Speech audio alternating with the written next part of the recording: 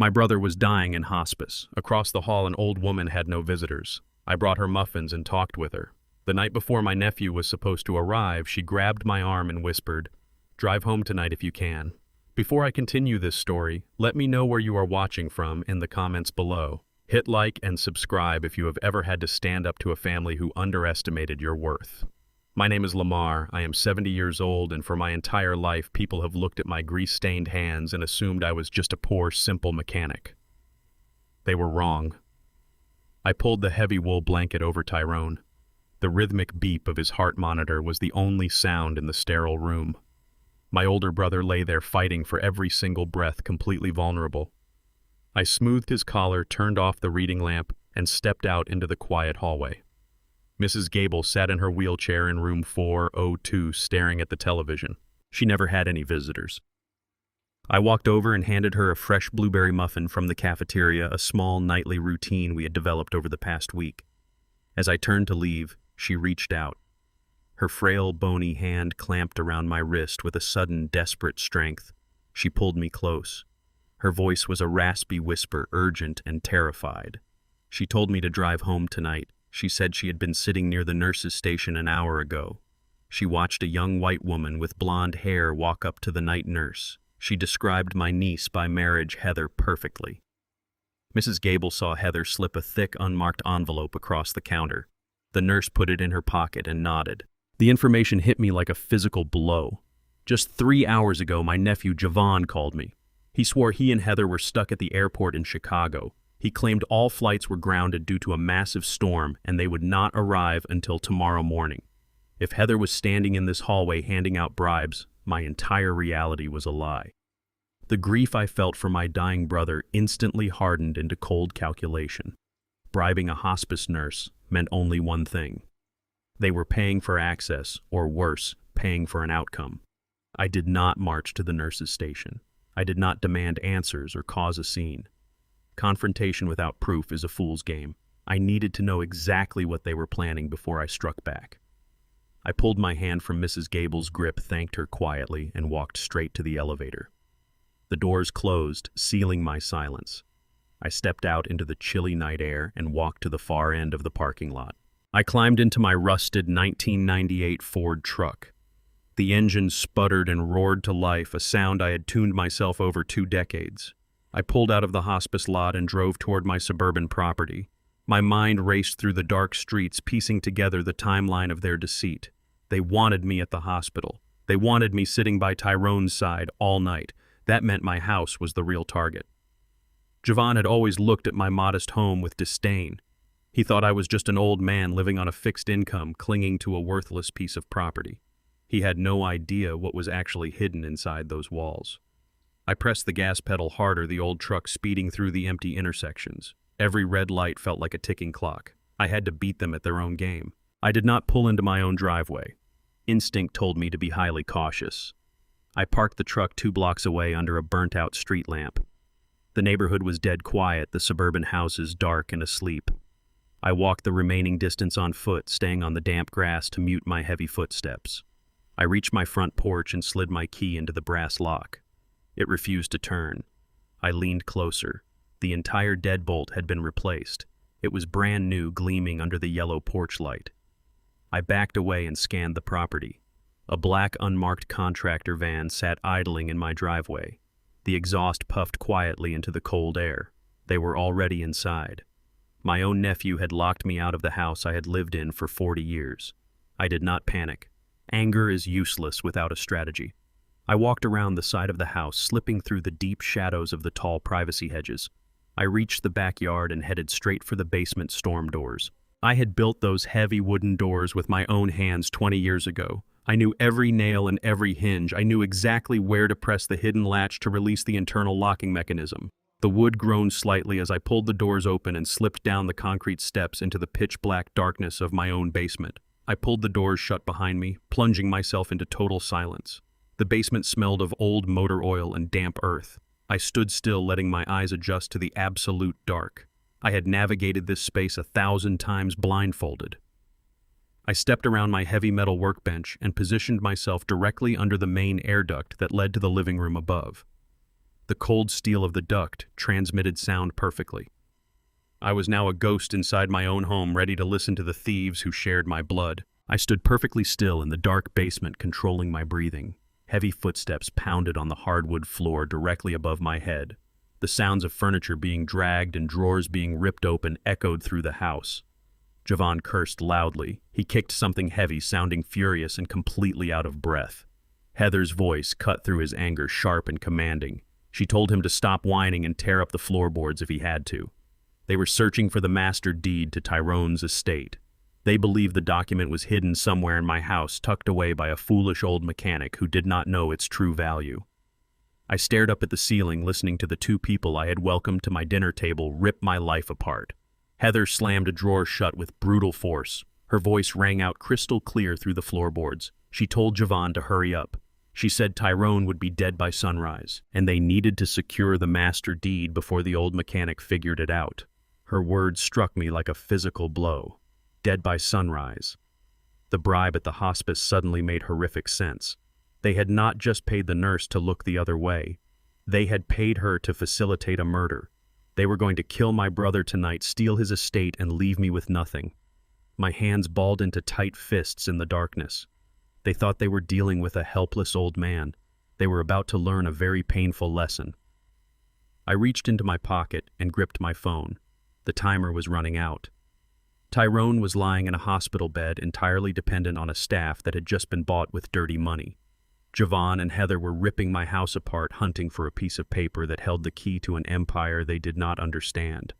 I had to move faster than I ever had in my life. I reached into my heavy jacket pocket and pulled out my smartphone. I swiped the screen, opened the voice memo application, and tapped the red record button. I pressed the microphone directly against the cold metal grating of the air vent overhead.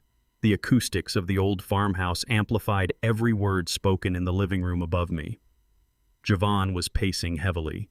His expensive dress shoes clicked against the oak floorboards I had laid down 10 years ago. His voice cracked with genuine panic. He told Heather the men he owed money to were not the kind who sent polite collection letters.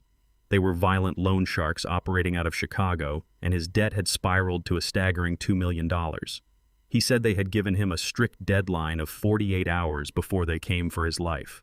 Heather did not sound sympathetic. Her voice was ice cold, slicing right through his hysteria. She told him to stop acting like a coward and focus on the solution they came for. She reminded him that Tyrone held a massive life insurance policy. $5 million, she said, emphasizing every syllable. She stated the payout would be processed immediately upon his death. The sheer greed in her tone made my blood run cold. They were not talking about a beloved father and uncle. They were talking about a walking lottery ticket. They had reduced my brother's life to a simple mathematical equation designed to erase Javon's underground mistakes. I kept the phone pressed firmly against the metal grate, capturing every terrible detail of their conspiracy. I shifted my weight slightly, aligning my eyes with a narrow gap between the wooden planks of the ceiling. Directly above me, the glow of the dining room chandelier illuminated the heavy oak table. Javon slammed a thick stack of manila folders down onto the surface. The papers spilled out. Heather stepped into my field of vision, holding a single crisp white document up to the light. She smiled a cruel, self-satisfied smile. She tapped the bottom of the page with her manicured fingernail. It was a do not resuscitate order. Heather boasted about how easy it was to replicate my handwriting. She had forged my signature as Tyrone's primary medical proxy. I watched my own nephew lean over the table to inspect the forgery. He nodded eagerly, praising his wife for her flawless work. Heather checked the gold watch on her wrist. She announced it was currently 1 a.m. The plan was terrifyingly simple. They would return to the hospice facility exactly at 3 a.m. That was when the night shift nurse, the one Heather had already paid off, would be the only staff member monitoring the intensive care unit. Heather explained she would hand over the forged medical directive. The nurse would officially accept the fake proxy document, turn off the oxygen machines, and let nature take its course before the morning staff arrived. My brother was going to be suffocated under the guise of a legal medical procedure. I stared up through the narrow slit in the wood, burning the image of their faces into my memory. They had planned a perfect, untraceable murder inside my own home, confident that the poor old grease monkey downstairs would simply accept the tragedy. The digital clock on my phone screen glowed brightly in the basement dark. It read exactly 1 o'clock in the morning. I had exactly 2 hours to prevent the murder of my only living relative. Every instinct in my body screamed at me to march up those wooden stairs, kick open the door, and throw them both out into the street. I wanted to look Javon in the eye and show him he had fundamentally misunderstood the man who helped raise him. But rage without a calculated strategy only leads to failure. A physical altercation would give Heather the perfect excuse to call the police, press assault charges, and keep me locked in a holding cell while she finished the job at the hospital. I lowered my phone and stopped the recording.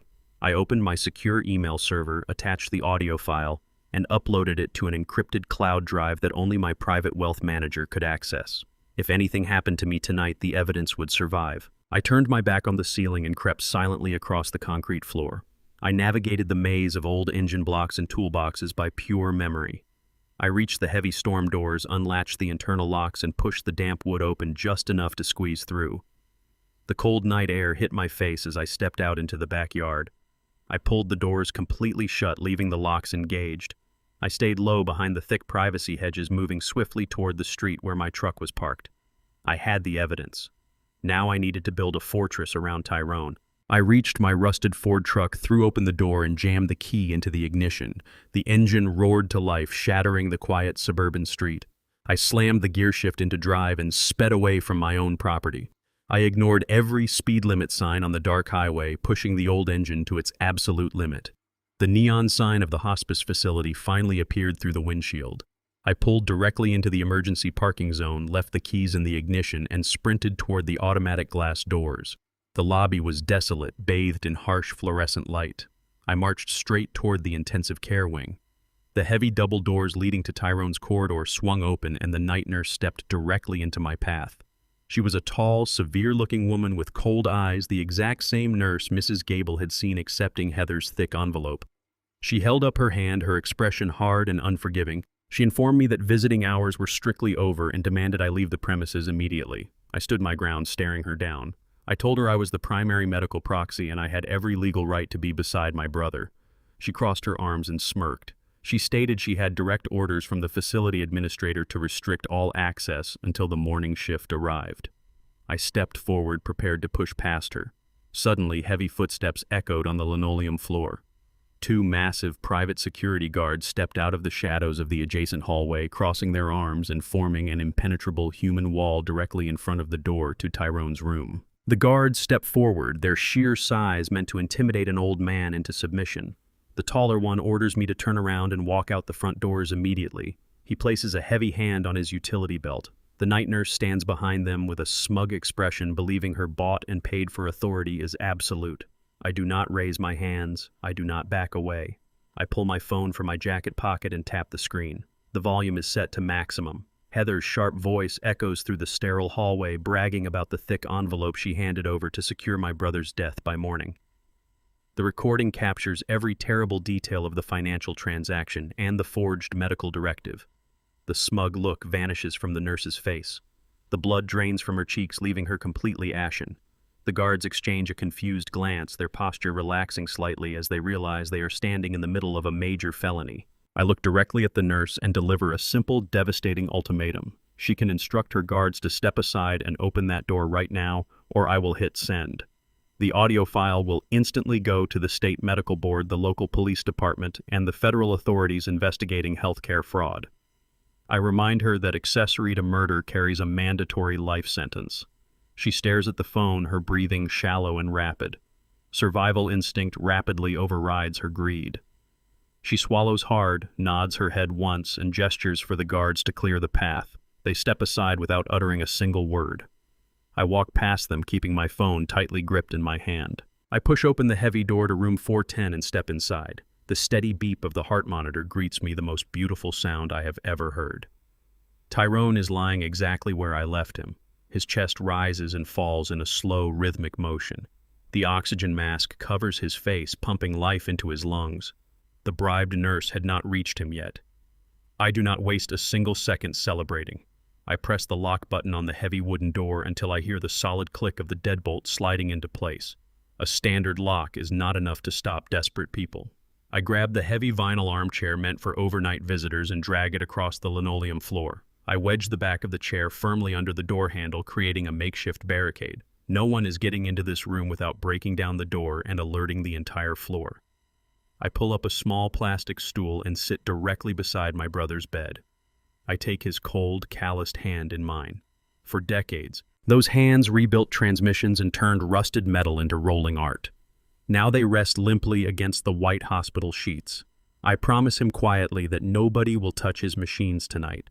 I keep my eyes fixed on the door handle. The hours crawl by in absolute silence. Every footstep in the hallway makes my muscles tense. I monitor his vitals closely, watching the green lines trace across the black screen. The sun slowly begins to rise, casting a pale gray light through the vertical blinds. I have survived the night. Now I have to face the real monsters. The digital clock on the wall clicks to 7 in the morning. Heavy footsteps echo rapidly down the corridor outside. Someone twists the door handle aggressively. The deadbolt holds firm. A fist pounds hard against the wood. I stand up, slide the heavy armchair away from the door, and disengage the lock. The door swings open. Javon and Heather barge into the room. They are dressed impeccably in pitch-black morning clothes. Javon wears a tailored dark suit. Heather wears a conservative black dress and a veil of forced sorrow. They have clearly dressed for a tragedy they paid to orchestrate. They expect to find an empty bed and a covered corpse.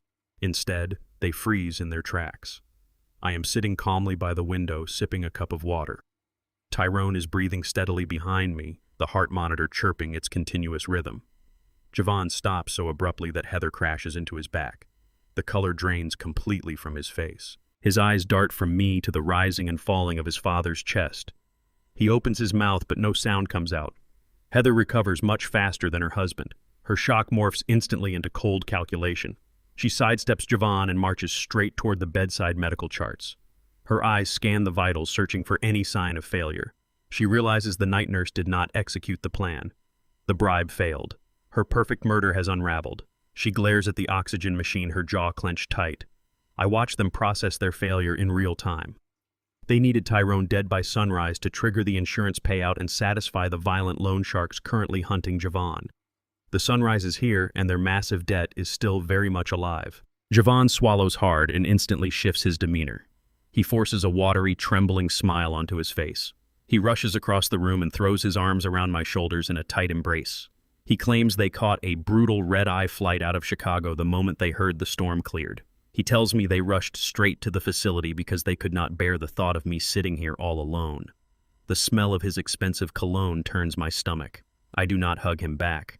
I let my arms hang at my sides until he awkwardly pulls away. Heather steps forward, wiping away a completely dry tear. She places a comforting hand on Tyrone's arm. She looks at me with an expression of deep, fabricated pity. She says it breaks her heart to see a proud man reduced to this state. She states it is incredibly selfish to keep him hooked up to these machines when his brain activity is so low. She tells Javon they need to find the attending doctor immediately. She claims it is time to discuss removing the life support so Tyrone can pass on with dignity.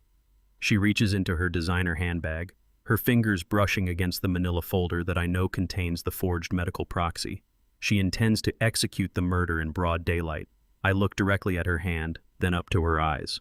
I state calmly that she does not need to look for the doctor. I inform them that exactly 1 hour ago I signed a legal transfer of authority. I transferred Tyrone's medical proxy entirely to a federal judge who oversees our corporate holdings. Her forged document is officially worthless. Heather's face turns an ugly shade of crimson. The weeping widow routine vanishes instantly, replaced by a mask of pure, unfiltered rage. She steps aggressively toward me, waving the crisp manila folder inches from my face. She screams that she holds the official medical proxy and that I have absolutely no right to interfere with her father-in-law's care. Her voice echoes sharply against the sterile hospital walls, drawing the alarmed attention of passing nurses. She claims her document supersedes any authority I think I possess. I do not flinch. I do not raise my voice to match her hysteria. I simply raise a grease-stained finger and point up at the black dome of the security camera mounted in the corner of the ceiling. I state clearly that the hospital administrator reviewed my original notarized proxy documentation exactly 1 hour ago. I tell her the administrator uploaded the verified file directly into the hospital's main secure network. I watch the realization strike her like a physical blow. The flawless forgery she bragged about in my basement just hours ago carries zero legal weight. The veins in her neck bulge against her pale skin. She realizes the bribed night nurse cannot save her now. She turns to Javon, demanding he do something, demanding he take immediate control of the situation. Javon realizes his fast track to a $5 million payout just hit a massive concrete wall. His chest heaves. The violent loan sharks waiting for their $2 million suddenly feel very close. The crushing pressure of his hidden debt fractures his carefully maintained composure. Javon pivots on his expensive leather shoes and storms out of the intensive care unit. He shoves past a medical cart, completely ignoring the startled orderly who scrambles to catch falling supplies. I watch through the doorway as he pulls his smartphone from his pocket, dialing frantically while pacing down the long, brightly lit corridor. He speaks in hushed, aggressive tones, his free hand chopping through the air as he issues rapid commands. I stay by Tyrone's side for another 10 minutes, ensuring his heart monitor maintains its steady, reassuring rhythm. The private guards outside remain on high alert. I finally leave the room to stretch my legs and get some necessary caffeine. I walk down the quiet stairwell to the ground floor cafeteria. The smell of institutional bleach and burnt coffee fills the air. I grab a simple black coffee and walk to the cashier. I hand the young woman my primary debit card. She swipes it through the machine. The screen flashes a harsh red warning. Declined. She apologizes softly and asks me to try another form of payment. I nod and hand her my backup credit card. She inserts the chip. The terminal beeps a loud, sharp denial. Declined again. I step back from the line and check my banking application on my phone. The screen displays a stark, bold error message blocking my access entirely. Account frozen. Please contact your branch manager immediately. A cold realization washes over me. The attack was not physical. It was a calculated financial strike designed to cripple me. The cafeteria doors swing open with a violent push. Javon strolls in with a sickening smirk plastered across his face. He walks directly up to the cashier counter, bypassing the small line of exhausted doctors. He pulls a crisp $20 bill from a designer money clip and drops it next to my coffee. He tells the cashier to keep the change. He turns to me, his eyes gleaming with malicious triumph. He steps into my personal space, leaning in close so only I can hear the venom in his voice. He announces that he just contacted the central bank using Tyrone's corporate executive credentials. He proudly admits he triggered an emergency freeze on all my personal bank accounts. He tells me he filed a formal expedited report claiming I am suffering from severe dementia and demonstrating erratic financial behavior. He claims the bank compliance department was more than happy to lock down the assets of an unstable elderly man to protect the family estate from potential fraud. He boasts that I cannot buy a single drop of coffee right now, let alone hire a competent lawyer to fight his medical proxy claim in court. He intends to starve me out of the hospital. He plans to leave me completely destitute and powerless while he and Heather finish their grim business upstairs in the ICU. He pats my shoulder firmly, physically, mocking my supposedly helpless situation. He tells me to go sit quietly in the corner and let the adults handle the family affairs from now on. Javon genuinely believes I am nothing but a washed-up blue-collar mechanic. For my entire adult life, I wore stained overalls and drove a battered truck with a rusted tailgate. He grew up assuming Tyrone funded my existence out of brotherly pity. He believes the few $1,000s in my local checking account represent the absolute sum total of my life savings. He thinks he just severed my only lifeline to the outside world. He turns his back on me and walks out of the cafeteria laughing under his breath. He thinks he has won. He thinks he has completely outsmarted an old fool who spent too many years breathing in exhaust fumes. I stand silently by the register, watching the glass doors close behind him. I do not panic. I do not beg the cashier for a free cup of coffee. I reach deep into the concealed inside pocket of my heavy work jacket. I bypass my standard smartphone and pull out a thick, battered, untraceable flip phone. I walk away from the counter and step into a quiet, empty alcove near those humming vending machines. I flip the device open. The small screen glows with a harsh green backlight. I punch in a highly secure international number I memorized decades ago. A crisp automated voice answers on the very first ring, asking for immediate authorization. I press the keypad with absolute precision, entering a 12-digit numerical code that connects directly to a private wealth management firm in Geneva. The automated voice on the highly secure line asks for my voice authentication. I speak my full legal name into the receiver with absolute clarity. The system verifies my biometric print and connects me directly to my senior account manager in Geneva. Javon made a fatal, arrogant miscalculation when he assumed my brother bankrolled my existence. Tyrone and I built our classic car restoration empire together from the muddy ground up. Tyrone possessed the effortless charm necessary to schmooze wealthy collectors and close high-profile sales on the glittering showroom floor. I vastly preferred the gritty solitude of the garage rebuilding complex engines and quietly managing the massive influx of corporate capital. While Tyrone flaunted his visible success, I acted as the invisible financial architect behind the scenes. I established a bulletproof holding company to shield our assets and retained a 60% controlling interest for myself. My wealth sits in fortified offshore trusts, completely immune to Javon's desperate amateurish corporate freezes. I instruct the Swiss banker to immediately liquidate a minor secondary stock portfolio. I order an expedited wire transfer of exactly $500,000 directly into my domestic legal defense fund. The banker confirms the transaction will clear within 10 minutes. I hang up the phone and slide it back into my heavy canvas work jacket. Javon thought he severed my lifeline by locking down a petty local checking account. He just handed me the perfect justification to unleash a financial avalanche. I walk back toward the main entrance of the hospice facility to wait for my real reinforcements. Through the glass doors of the sterile lobby, a sleek black town car pulls up aggressively to the curb. Simon steps out into the harsh morning light. He wears a meticulously tailored charcoal suit that screams quiet, undeniable power. Simon is not merely a lawyer. He is my private wealth manager, the man who has spent the last 2 decades fortifying my invisible fortune against exactly this kind of predatory attack from greedy relatives.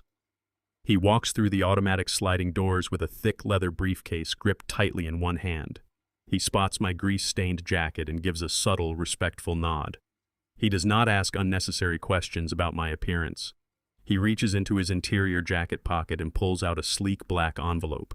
He hands it to me without hesitation. I tear it open to find a freshly minted platinum corporate card linked directly to my untouchable international reserves. I slide the heavy metal card into my battered wallet. We do not exchange pleasantries. The escalating situation demands immediate, ruthless action. I tell Simon we have a critical security vulnerability on the 4th floor. The night nurse proved that the hospital staff can be easily bought with Heather's dirty money. We bypass the crowded reception desk and march directly toward the administrative wing. The hospital director needs to understand exactly who dictates the rules in this building today. We reach the frosted glass door marked Chief Administrator. I do not knock. I push the door open. A startled woman in a crisp white coat looks up from her computer screen, clearly outraged by the sudden intrusion. The administrator stands up aggressively, demanding to know why we bypassed her secretary. I ignore her outrage. I state clearly that my brother Tyrone requires immediate 24-hour private armed security stationed directly outside his room.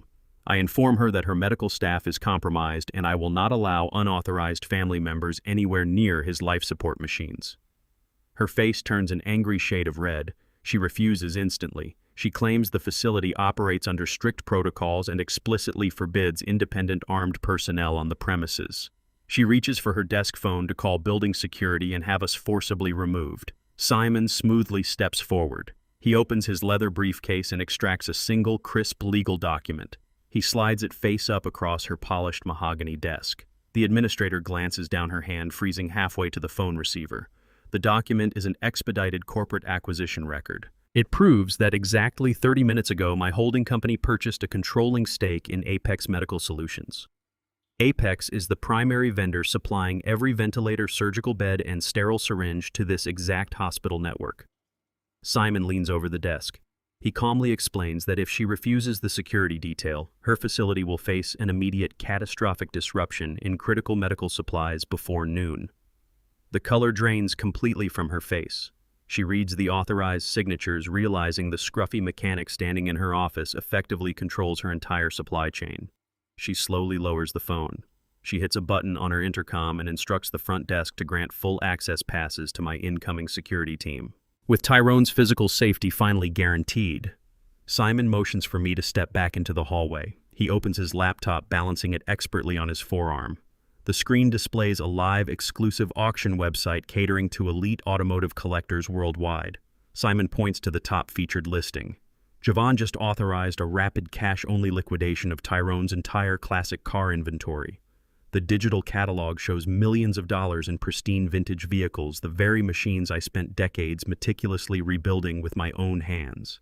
The auction goes live in exactly 1 hour. Javan is panicking wildly. He knows the life insurance murder plot failed. He knows his violent underworld creditors are closing in fast.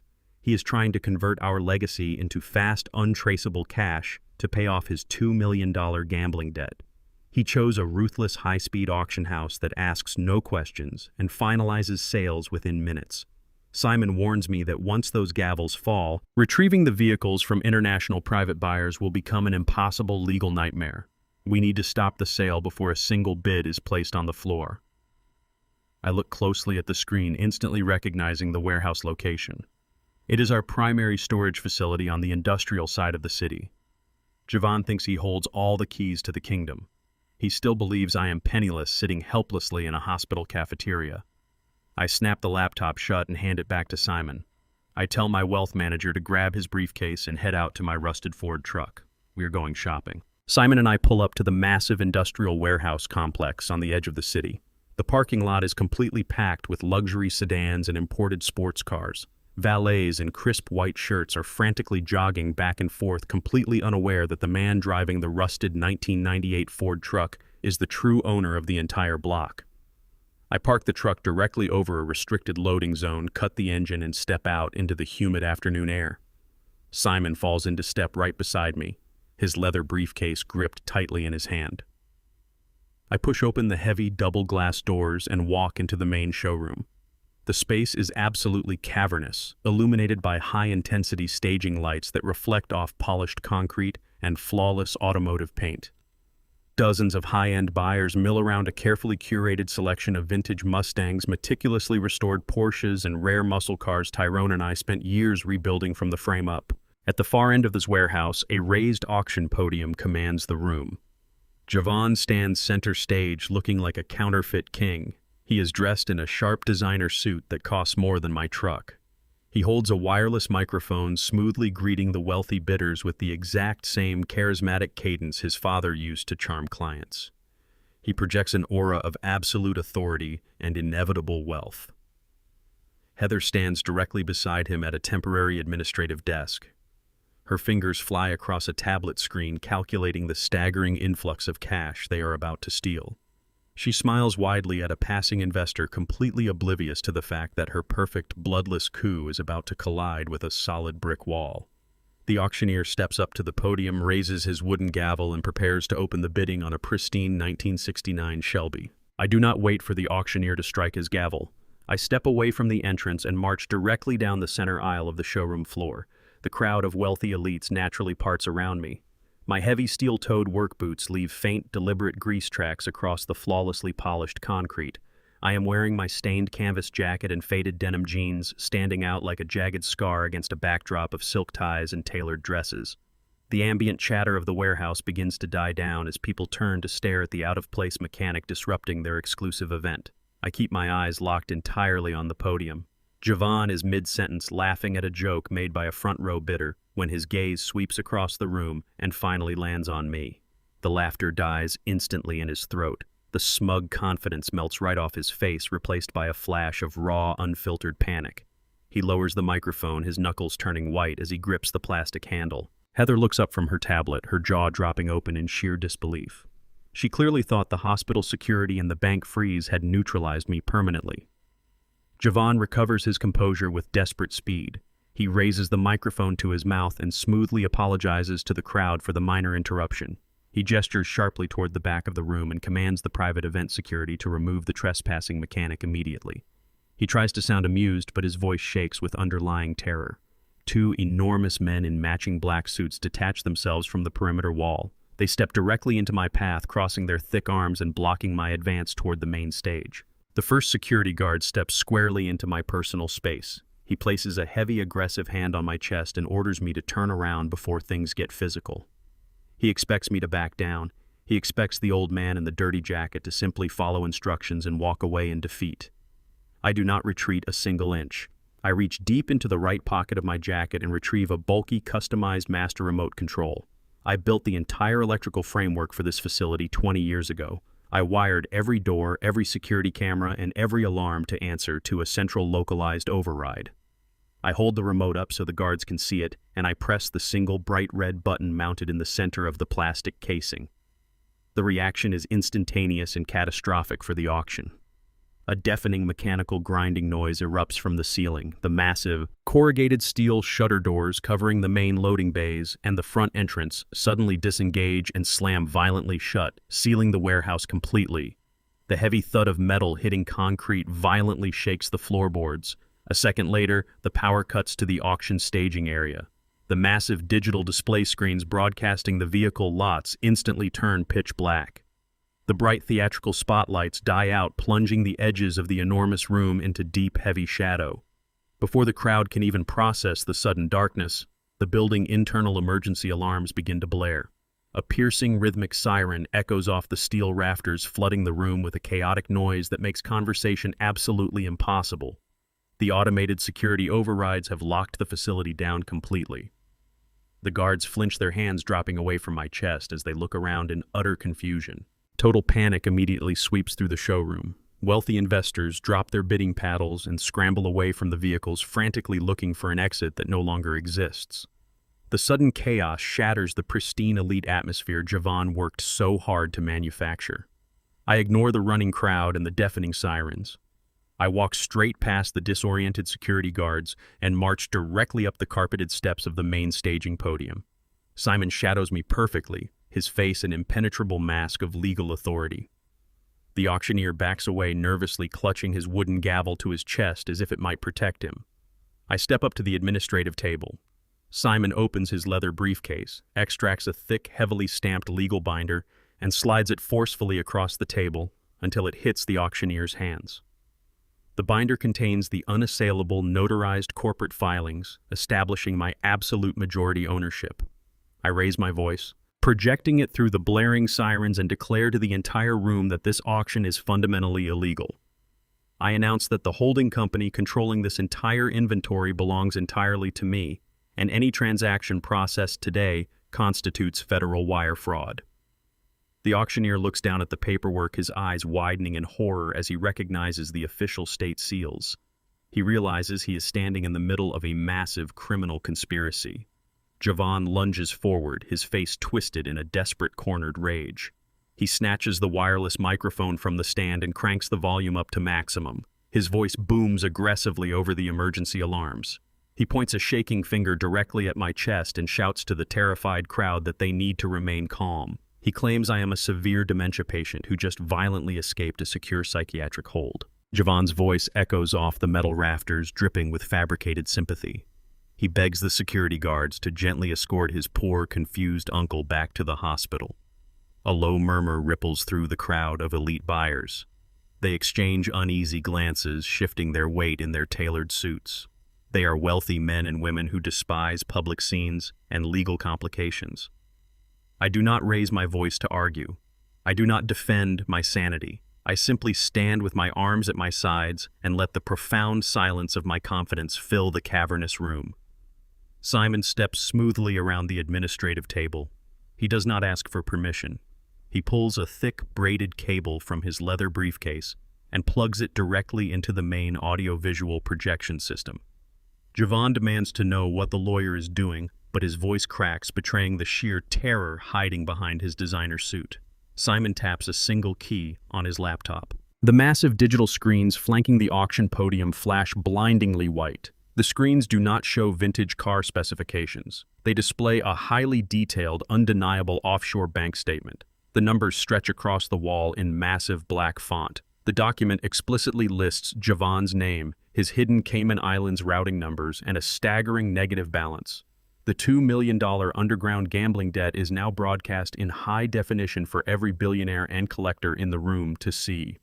The red ink glares like a physical wound. The specific transfer requests to known Chicago syndicate accounts sit plainly on the screen, documenting his desperate attempts to cover his losses. The entire room collectively inhales. The narrative of the confused, dementia-ridden mechanic evaporates, instantly replaced by the cold, hard mathematics of a desperate man caught in a massive financial lie. The lead auctioneer is a veteran of high-stakes asset liquidations. He has seen every trick in the book, and he recognizes undeniable liability when it flashes in 50-foot letters across a staging wall.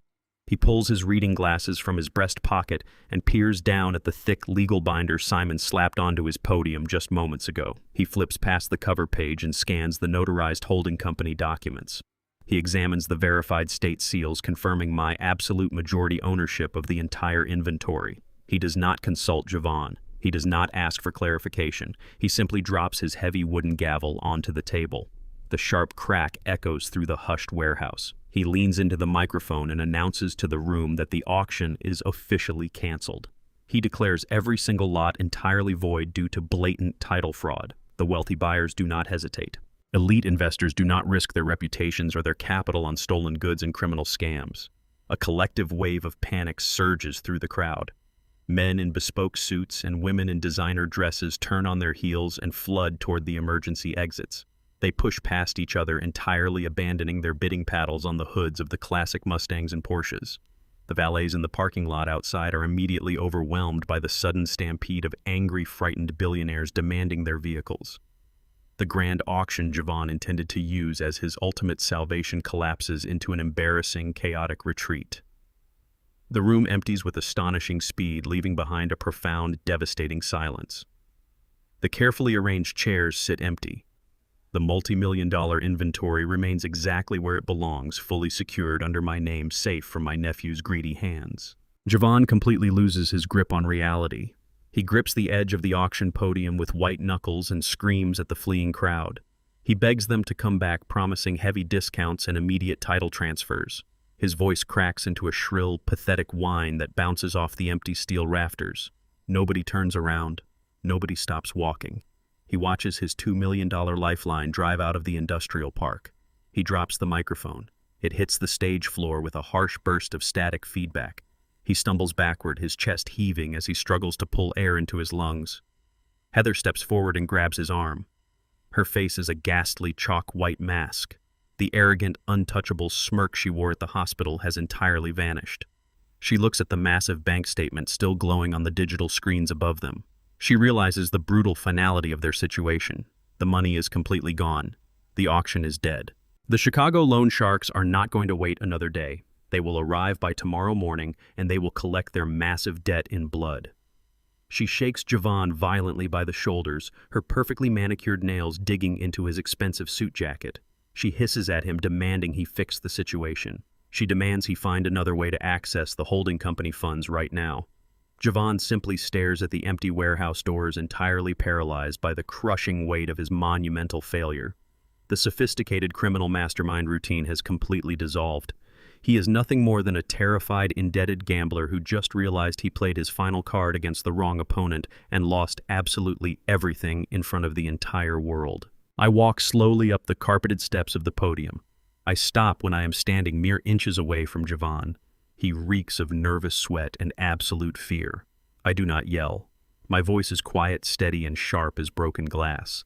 I demand that he empty his pockets immediately. I command him to surrender the keys to the massive suburban estate my brother bought for him. I demand the keys to the luxury company car he parked out front. I inform him he is officially stripped of all corporate access, all family privileges, and all financial protection. Javon grits his teeth, a fleeting spark of rebellious pride returning to his bloodshot eyes. He crosses his arms and flatly refuses. He claims I cannot legally touch his personal property without a formal court order. He tries to stand tall, attempting to reclaim a fraction of his shattered dignity. I do not argue the legalities. I simply look over my shoulder and snap my fingers. Simon steps out onto the loading dock and gives a sharp wave to the front gate. The heavy rumble of a diesel engine echoes from the parking lot. Through the open loading bay doors, Javon watches two burly repo men back a heavy-duty tow truck directly up to his pristine silver Mercedes. They slide a thick steel tow hook under the front axle. The hydraulic winch whines loudly as it hoists the luxury vehicle into the air. Javon opens his mouth to scream, but the fight completely drains from his body. He slumps against the wooden podium, utterly defeated. Heather leans in close to his ear, her eyes darting maliciously toward me. She whispers frantically that they are not finished yet. She reminds him they still have one final desperate play left at the hospital. I drive my rusted truck back to the hospice facility, leaving Javon stranded in the warehouse parking lot. The afternoon sun cast long shadows across the sterile hospital entrance. I walk straight up to the intensive care unit. Two armed guards from my newly acquired security detail flank the heavy wooden door to Tyrone's room. They nod respectfully as I approach. I glance through the glass panel. My brother lies peacefully in his bed, the rhythmic beep of his heart monitor serving as a steady testament to our victory over the night shift nurse. He is stable and completely untouchable. I leave the guards to their duty and head down to the main lobby to wait for Simon. I take a seat on a stiff vinyl couch, resting my grease-stained hands on my knees. The automatic glass doors slide open with a mechanical hiss. Heather marches into the reception area. She has abandoned her morning clothes for a sharp, aggressive business suit. She is not alone. A tall, thin man in a wrinkled tweed jacket trails closely behind her. He clutches a thick aluminum clipboard tightly against his chest. His eyes dart nervously around the room, possessing the shifty demeanor of a man accustomed to operating in ethical gray areas. Heather points a sharp, manicured finger directly at me. The man nods and adjusts his wire-rimmed glasses. This is the desperate play she whispered about. She has bypassed the financial freeze and gone straight for a medical assassination of my character. She hired a disgraced psychiatrist to officially declare me a danger to myself and others. She intends to have me legally committed to a psychiatric ward to strip away my proxy rights. The psychiatrist strides across the lobby and sits heavily in the armchair directly opposite me. He does not introduce himself or offer his hand. He simply clicks his pen and stares at me with deeply practiced condescension. He tells me he has been retained by my concerned family to conduct a mandatory cognitive competency evaluation. Heather stands a few feet away, her arms crossed tightly over her chest, watching with a triumphant, predatory gleam in her eyes. The doctor looks down at his clipboard and begins the interrogation. He asks me to state my full legal name and my current location. He speaks slowly, enunciating every syllable as if addressing a disobedient toddler. I do not raise my voice. I do not give Heather the satisfaction of an emotional outburst. I state my name and the exact address of the medical facility. He frowns slightly, making a swift checkmark on his paper. He leans forward and asks me to name the current sitting president of the United States. He follows up by asking me to subtract 7 from 100 and then continue subtracting 7 sequentially. It is a standard insulting baseline test designed to rattle an exhausted, grieving old man. I look him dead in the eye. I recite the president's name without missing a beat. I rattle off the descending mathematical sequence, flawlessly hitting 93, 86, and 79 with rapid mechanical precision. I do not break eye contact. The doctor stops writing. His pen hovers uselessly over the clipboard. He expected a confused, highly volatile grease monkey suffering from stress-induced dementia. Instead, he faces a man whose mind is as sharp and tightly calibrated as a freshly rebuilt transmission. Heather's triumphant smirk begins to crack at the edges. I lean forward, closing the physical distance between us. The psychiatrist shifts uncomfortably in his vinyl chair. I tell him the baseline cognitive test is officially over. It is my turn to evaluate his competency. I do not wait for his permission to proceed. I state the exact dosage of morphine and lorazepam my brother Tyrone currently receives per hour. I list the precise infusion rates and the biological half-life of every chemical keeping him stable. The doctor blinks his mouth, opening in silent surprise. I do not stop. I point toward the intensive care wing and recite the manufacturer's serial numbers of the specific ventilators and cardiac monitors currently operating in room 410. I memorize them perfectly while sitting vigil through the night. The doctor loses his color. A thin bead of sweat forms at his temple. I lower my voice to a lethal, quiet register. I quote the exact text of the state penal code regarding medical fraud. I outline the mandatory minimum prison sentences for any licensed practitioner caught filing a fabricated psychiatric evaluation for financial gain. I remind him that participating in a conspiracy to strip a legally appointed medical proxy of his rights is a severe federal offense. I detail the devastating consequences of perjury, emphasizing the permanent loss of his medical license. The pen slips from his trembling fingers and clatters onto the linoleum floor. He looks wildly at Heather, realizing she completely lied to him about the nature of his target. He thought he was hired to sign off on a routine, uncontested dementia diagnosis for an easy cash payout. He now understands he has walked directly into a massive, highly illegal corporate conspiracy. I pull my phone from my jacket pocket and place it gently on the small table between us. I tap the screen and load the encrypted audio file. I tell the doctor to listen very closely to the voice of his employer. I play the exact moment Heather handed the thick envelope of cash to the night shift nurse. The recording clearly broadcasts her cold, calculated instructions regarding my brother's life support. The psychiatrist gasps audibly. He stares at the phone as if it were a live explosive device. He looks at Heather with absolute horror. He realizes he is currently acting as an accomplice to an attempted homicide. He does not say a single word. He scrambles out of the armchair, nearly tripping over his own feet. He grabs his clipboard, shoves his pen into his pocket, and practically sprints toward the automatic sliding doors. He abandons his lucrative contract and flees the building in sheer terror, desperate to put as much distance between himself and Heather as humanly possible. Heather watches her hired gun sprint across the parking lot. She stands alone in the middle of the lobby, her chest heaving with contained fury.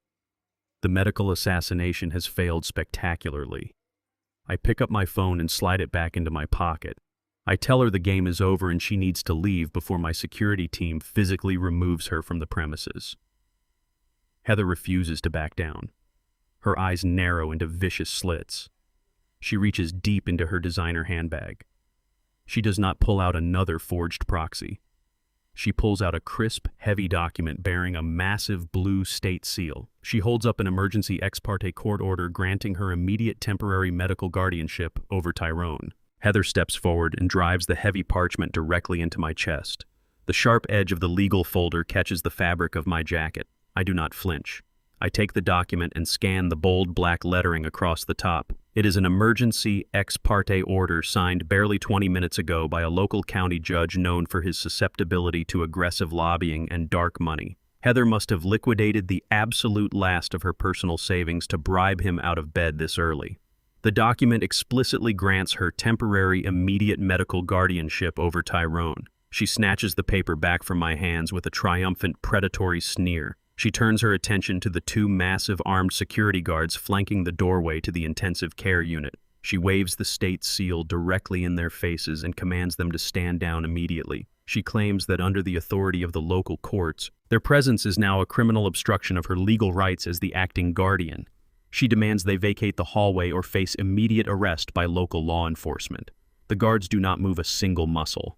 They are highly trained professionals operating on a direct payroll from my holding company. They look past her and lock eyes with me, waiting for my explicit command. Heather turns back to me, her chest heaving with arrogant anticipation. She thinks she has finally cornered me with a localized legal maneuver. I look at her flushed face and decide to let her walk a little further into the trap. I give the guards a single slow nod. They instantly drop their defensive posture, pivot on their heels, and step aside, leaving the door to Tyrone's room completely exposed. Heather smirks, convinced her paper weapon has won the war. Heather pushes open the heavy wooden door and marches triumphantly into Tyrone's room. She does not look at my brother lying in the bed. She does not pause to check the steady rhythmic beeping of his heart monitor. Her eyes are locked purely on the machinery keeping him alive and the payout it represents. She steps back out into the corridor and flags down the daytime head nurse, a stern woman carrying a digital medical tablet. Heather shoves the corrupt court order directly into the nurse's hands. She speaks in a loud, commanding voice designed to intimidate the entire floor into submission. She formally identifies herself as the sole medical guardian and demands that all life support protocols be terminated immediately. She claims it is her father-in-law's ultimate wish to die peacefully and naturally without further medical intervention. The head nurse reads the fresh signature on the document and frowns deeply. She is professionally obligated to follow a judicial mandate, but the sheer cruelty and urgency of Heather's immediate demand makes her hesitate. She looks over at me, caught between the paper in her hands and the grave reality of the situation. Heather snaps her fingers loudly, treating the seasoned medical professional like an obedient servant. She points sharply at the ventilator and orders the nurse to pull the plug right now. I remain completely calm. I lean against the cool tile wall of the corridor and slide my battered flip phone from my jacket pocket. I dial Simon's direct secure line. The situation requires a level of legal firepower that corrupt local judges cannot touch. Simon answers on the very first ring, his voice crisp and entirely unbothered by the early morning chaos. I tell him Heather has produced a local injunction to kill Tyrone. Simon informs me that he anticipated this exact desperate maneuver hours ago. He knows Javon and Heather are out of money and completely out of time. He explains that while they were busy bribing a low-level county judge in the middle of the night, he was leveraging the full weight of our corporate legal team. Simon states he officially filed an emergency federal injunction against the local court the absolute second the county clerk's digital registry registered Heather's document. He details how the federal filing instantly suspends any localized legal action regarding Tyrone's estate or medical care pending a comprehensive federal review of suspected elder fraud. I do not keep this excellent news to myself. I press the speakerphone button on my device and hold it up in the center of the quiet intensive care room. I instruct Simon to repeat his statement for the medical staff. Simon's sharp, authoritative voice fills the space. He explicitly warns the head nurse that the local court order she is holding has been superseded by a federal mandate. He states clearly that any medical professional who alters Tyrone's life support based on Heather's nullified document will be held personally liable for premeditated murder under strict federal jurisdiction. The head nurse pales dramatically. She instantly recognizes the immense legal peril standing right in front of her.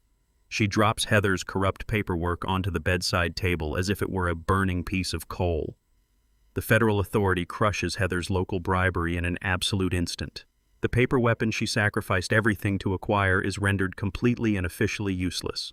She stands frozen, staring at the discarded folder, realizing she has been brutally outmaneuvered in the legal arena. Her guaranteed path to the $5 million payout has evaporated right before her eyes. The head nurse takes a massive step back from the life support machinery. She shakes her head firmly, declaring that she will absolutely not touch the patient under these conflicting and dangerous legal circumstances. The sheer finality of her refusal snaps something deep inside Heather's mind. The polished facade of the grieving daughter entirely disintegrates. Heather lets out a piercing, guttural scream of pure frustration. She turns violently toward the stainless steel medical cart resting against the wall. With a vicious sweep of her arm, she sends a tray of sterile supplies, plastic tubing, and heavy glass vials crashing onto the hard linoleum floor. The glass shatters instantly, scattering sharp fragments across the room. She kicks a metal waste bin, screaming that the money rightfully belongs to her and Javon. The chaotic noise draws immediate attention. The hospital administrator, the same woman I intimidated with my corporate acquisition earlier this morning, rushes through the doorway accompanied by 3 security guards. The administrator surveys the shattered glass and the screaming woman. She points a trembling finger at Heather and orders her to vacate the intensive care unit immediately. She declares Heather a severe liability to the patients and permanently bans her from the hospital premises. The guards flank Heather, forcing her aggressively toward the exit. She kicks and thrashes, her designer suit rumpled and her dignity entirely destroyed. I watch the guards drag her screaming down the corridor. The immediate threat is neutralized, but a strange, heavy silence settles over the empty doorway. I turn back to check on Tyrone. The soft hum of an electric wheelchair catches my attention. Mrs. Gable rolls slowly into the threshold of the room. Her frail hand rises from her lap. She extends a shaking finger and points down the desolate hallway.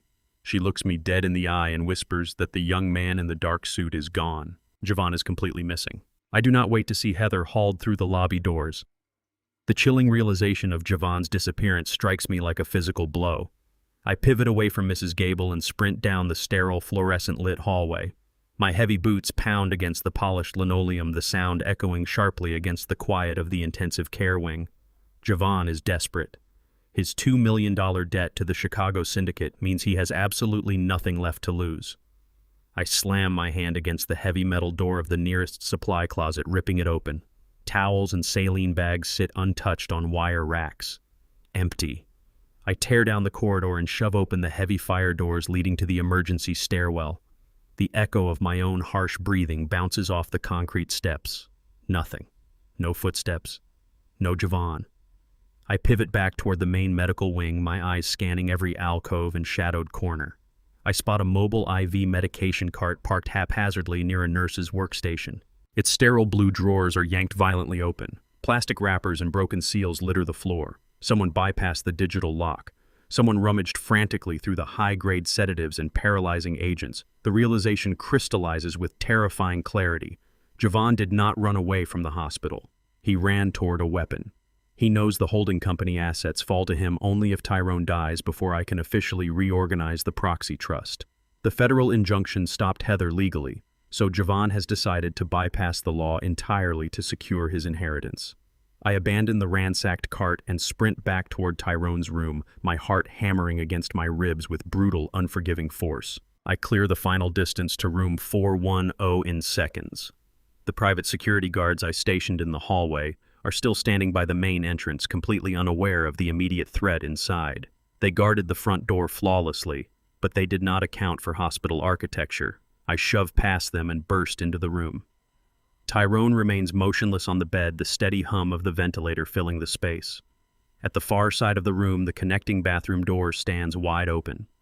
Javon slipped through the shared plumbing corridor, completely bypassing my perimeter detail. He stands directly over my brother. His designer suit is rumpled, his silk tie discarded. Sweat pours down his forehead, soaking his collar. His hands shake violently. He holds a large, unmarked plastic syringe gripped tightly in his right fist. The barrel is filled to the brim with a completely clear liquid drawn directly from the stolen vials on the medication cart. He has the needle positioned mere inches above the main port of Tyrone's central intravenous line. It is a fatal, untraceable dose designed to mimic a sudden natural cardiac collapse. He knows exactly what he is doing. He spent enough time hovering around this hospital to study the infusion protocols. Javon looks up as the heavy door hits the wall. His eyes are wide, wild, and entirely consumed by panicked desperation. The charming, sophisticated air is gone.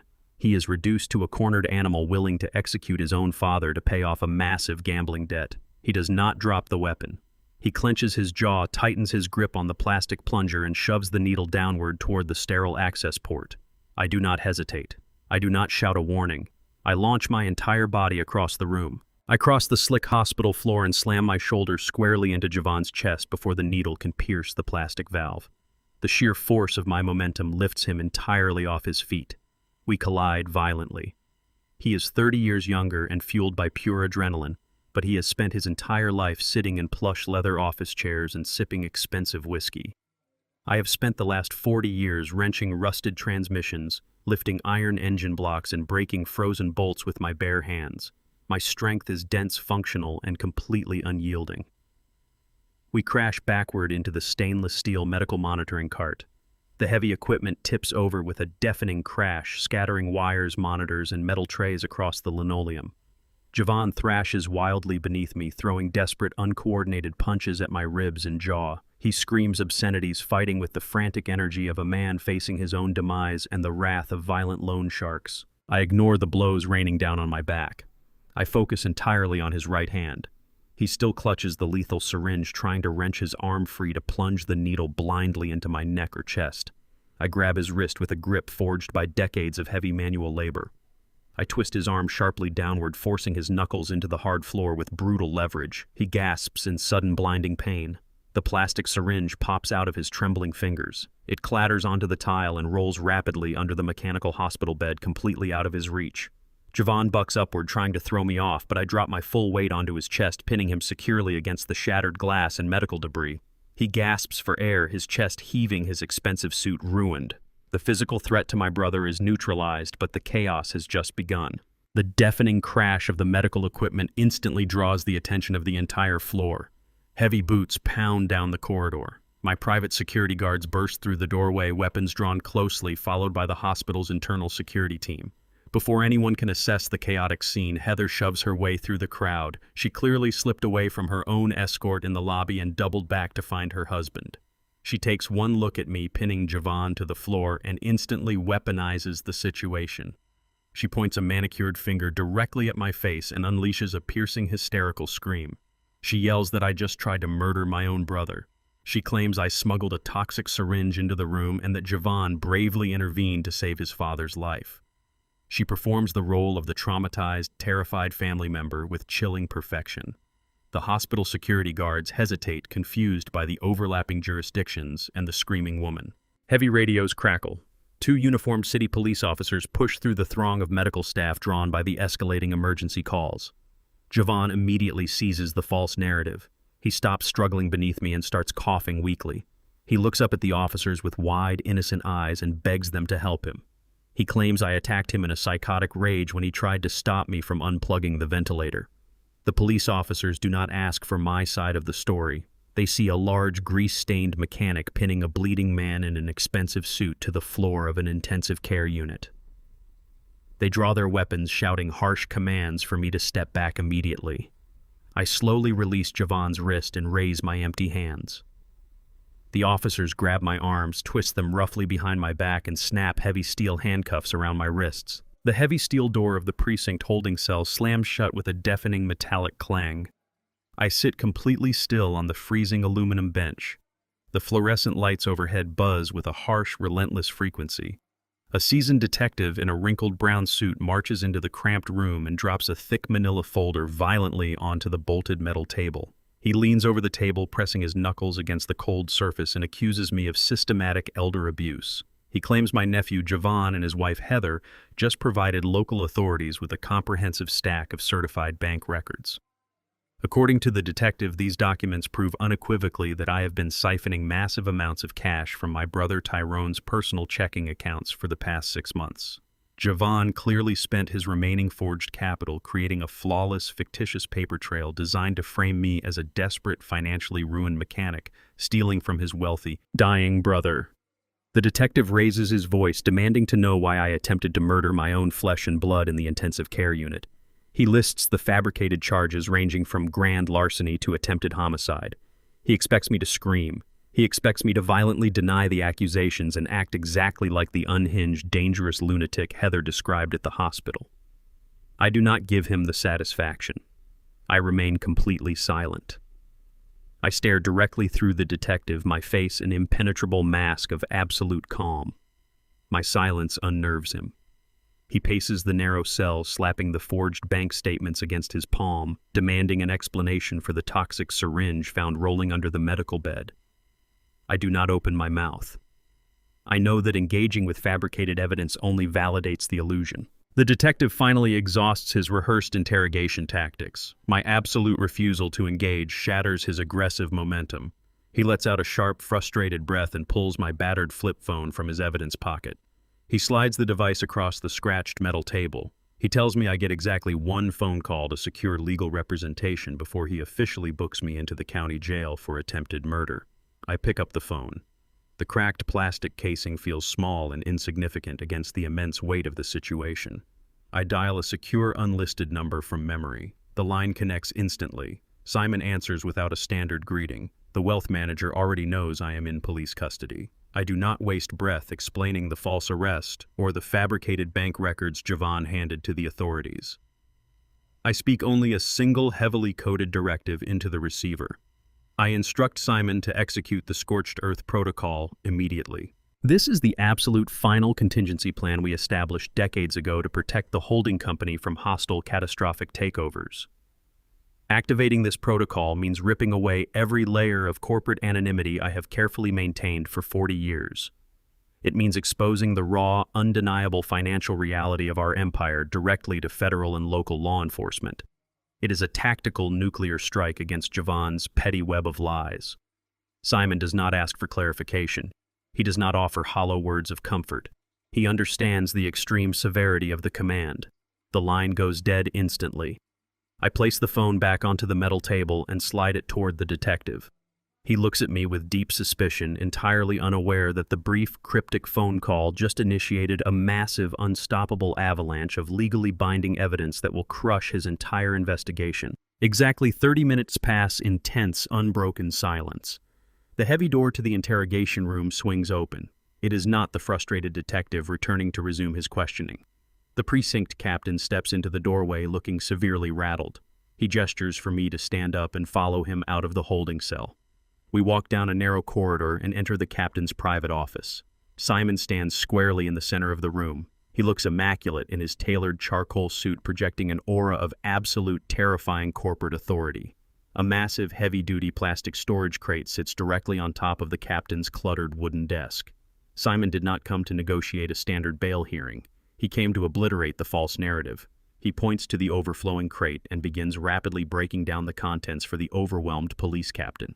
He presents certified forensic accounting reports completely disproving the fake bank records Javon submitted. He drops a thick stack of international wire transfer logs onto the desk, exposing Javon's $2 million offshore gambling debt and linking the funds directly to a known Chicago criminal syndicate. Simon does not stop there. He pulls out a digital audio player and hits a button. Heather's voice fills the small police office. The high-definition recording captures the exact moment she offered a massive cash bribe to the hospital night nurse to disconnect my brother's life support. Simon slaps a final manila folder onto the pile containing timestamped security footage proving Javon infiltrated the hospital wing with the toxic syringe long before I entered the room. Simon stares down the captain and informs him that his department is currently holding the primary victim of a massive, highly coordinated assassination and embezzlement plot. The precinct captain stares at the mountain of irrefutable evidence covering his desk. He listens to the chilling audio recording of Heather orchestrating the murder of her own father-in-law. The color completely drains from his face as the sheer scale of the conspiracy becomes undeniably clear. He realizes his officers arrested the man trying to stop a homicide. He turns sharply toward the arresting detective standing nervously by the door. The captain orders the detective to remove my handcuffs immediately. The detective steps forward, his hands shaking slightly as he inserts the small metal key into the locks. The heavy steel cuffs fall away, leaving deep red indentations across my wrists. The detective mutters a stammered, embarrassed apology for the violent arrest. I do not look at him. I do not accept his hollow apology or waste time acknowledging the incompetence of local law enforcement. I simply rub my wrists, turn my back on the captain, and march straight out of the office. The precinct lobby is crowded with uniformed officers and civilians, but I push through the double glass doors and step out into the blinding afternoon sun. I need to get back to the hospital immediately to finish destroying Javon. I reach the bottom of the concrete steps when Simon suddenly grabs my shoulder. His grip is unusually tight. His normally impassive face is etched with genuine, urgent panic. He pulls me away from the foot traffic and leans in close. He tells me the federal injunction stopped the life support termination, but it did not process fast enough to freeze physical transport. Simon looks me dead in the eye and states that while I was locked in the interrogation cell, Heather utilized the resulting chaos to forcefully transfer Tyrone to an undisclosed, highly secure private medical clinic. Javon is missing and my brother is completely gone. Simon slams his foot on the accelerator before I even close the passenger door of his sleek town car. The engine roars as we tear away from the police precinct, leaving the stunned captain and his detectives far behind us. The adrenaline from the holding cell completely fades, replaced by a cold, calculating focus.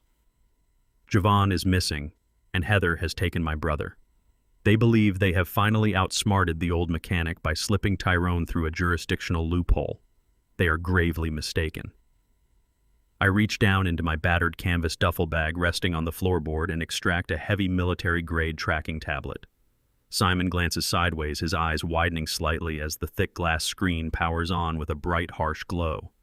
Years ago, before his condition deteriorated entirely, Tyrone began showing the terrifying early signs of neurological wandering. He would leave his house in the middle of the night entirely disoriented. I refused to let him become a tragic statistic. I personally hollowed out the thick rubber soles of his favorite orthopedic slippers and embedded a high-frequency micro GPS transmitter directly into the heel. He never takes those slippers off. They are a permanent fixture on his feet, even in the hospital bed. I type a complex encrypted sequence into the tablet. The satellite software loads with mechanical precision, stripping away layers of digital interference. A map of the greater metropolitan area fills the screen. A single bright red pulse begins to blink steadily against the dark digital grid. The signal is strong, uninterrupted, and moving rapidly away from the city center. I hold the screen up for Simon to see.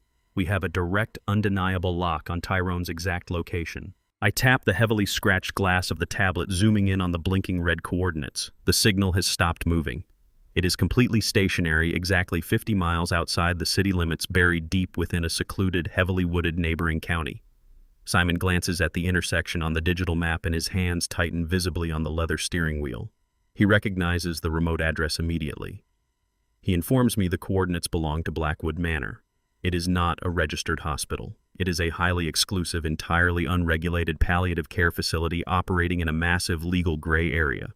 It is a shadow clinic, a discreet dumping ground where wealthy, impatient families send their burdensome relatives to expire quietly without pesky state audits or rigorous medical oversight. Heather bypassed the federal injunction blocking the main hospital by moving Tyrone into a private, off-the-grid jurisdiction where her forged local court order would go entirely unquestioned. Her strategy is utterly ruthless. She knows Javon's $2 million debt is due by dawn. She knows the Chicago loan sharks are actively hunting her husband right now.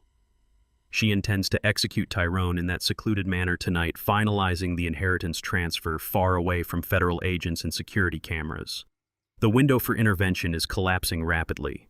Every second we spend on the highway brings Heather closer to pulling the plug without any legal interference. I instruct Simon to push the town car to its absolute mechanical limit.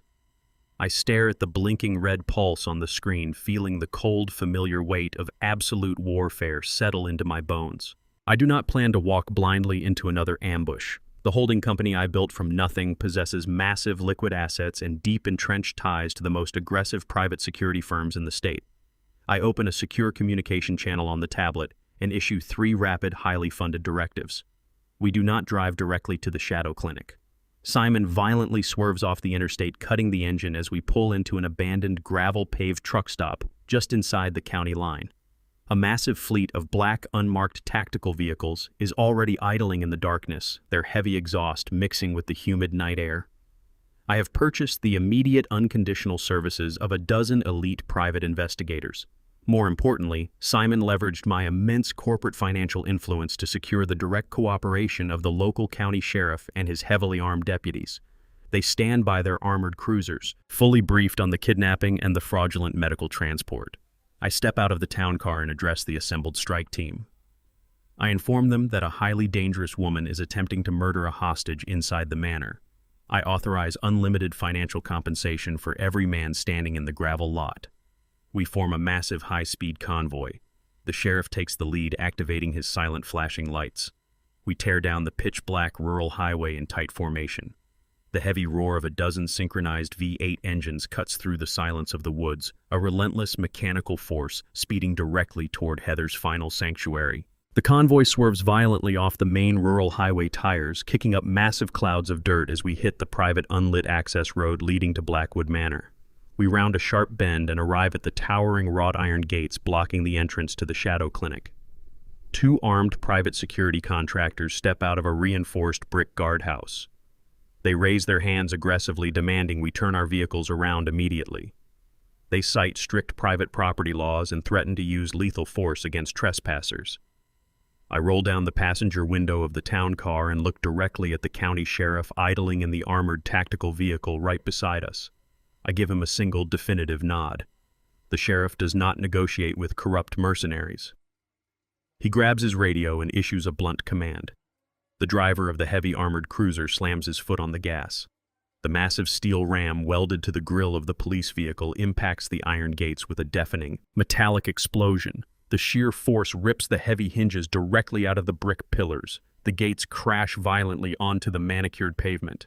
Our convoy floods the private courtyard, completely surrounding the main building. Deputies and investigators pour out of the vehicles, swarming the grand entrance and shattering the front glass doors. We flood the sterile, dimly lit corridors of the clinic. I check my tracking tablet.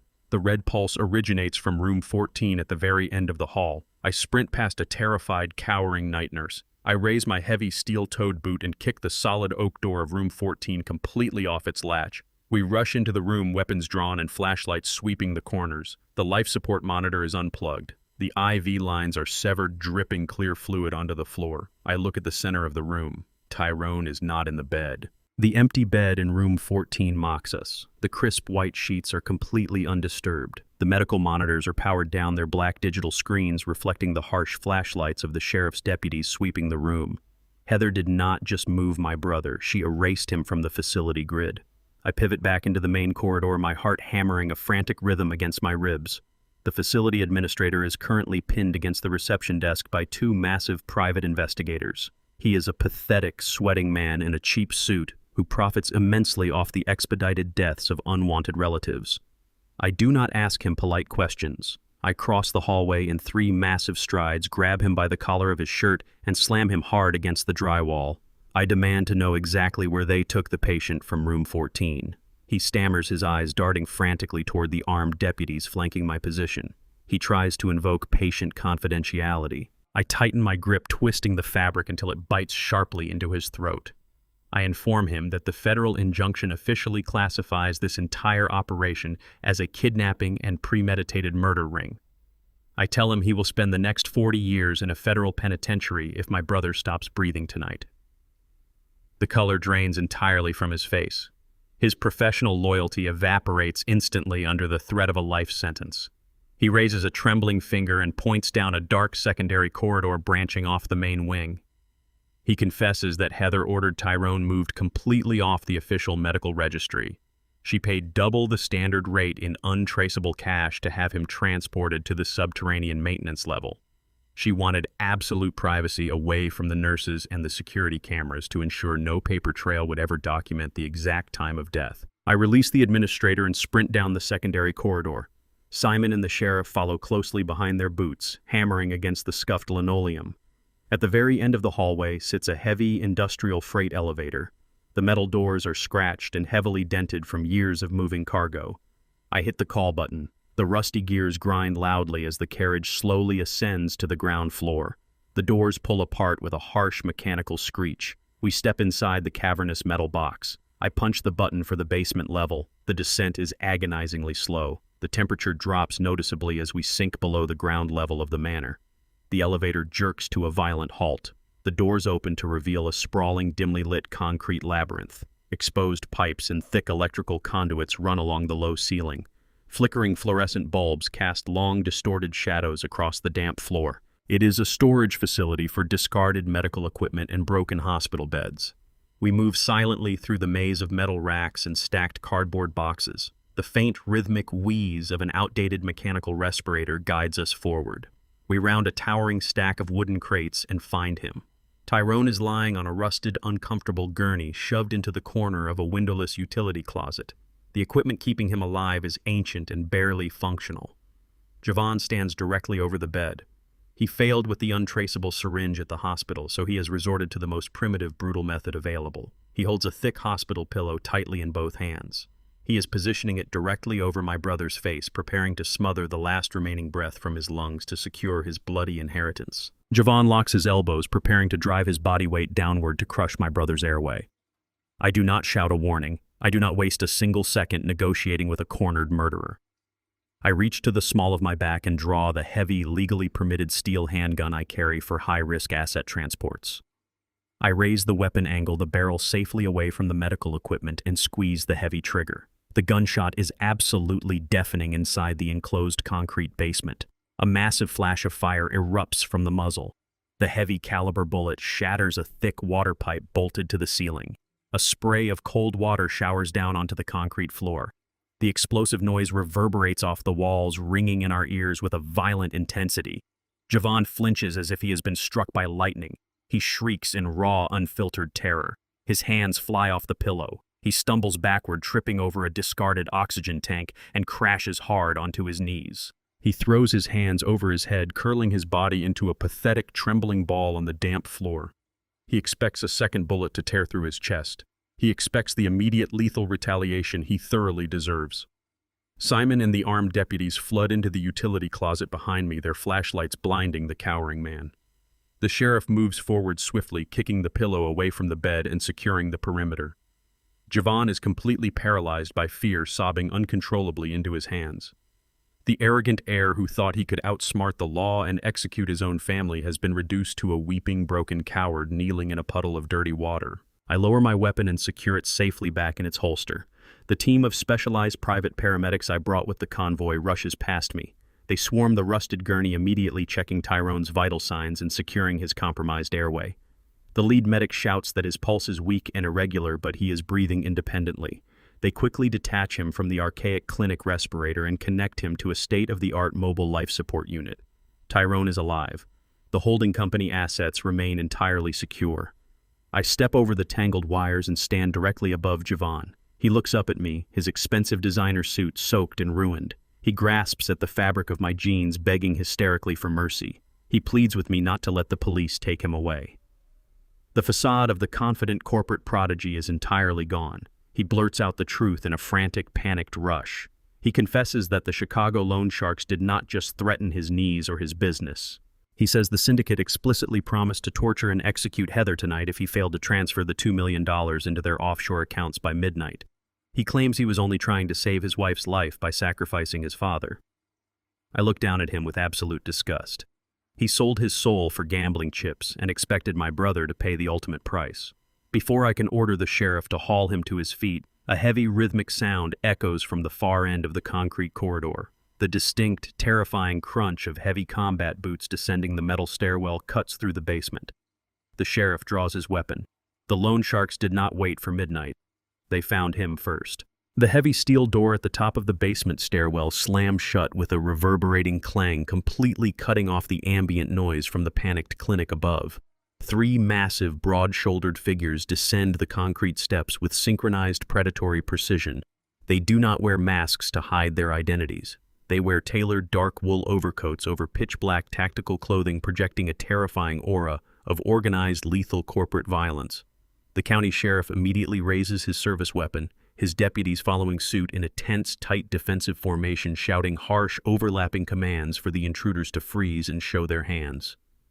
The 3 men do not even flinch. They completely ignore the drawn firearms, the clicking of safeties, and the blinding tactical lights of the local law enforcement officers.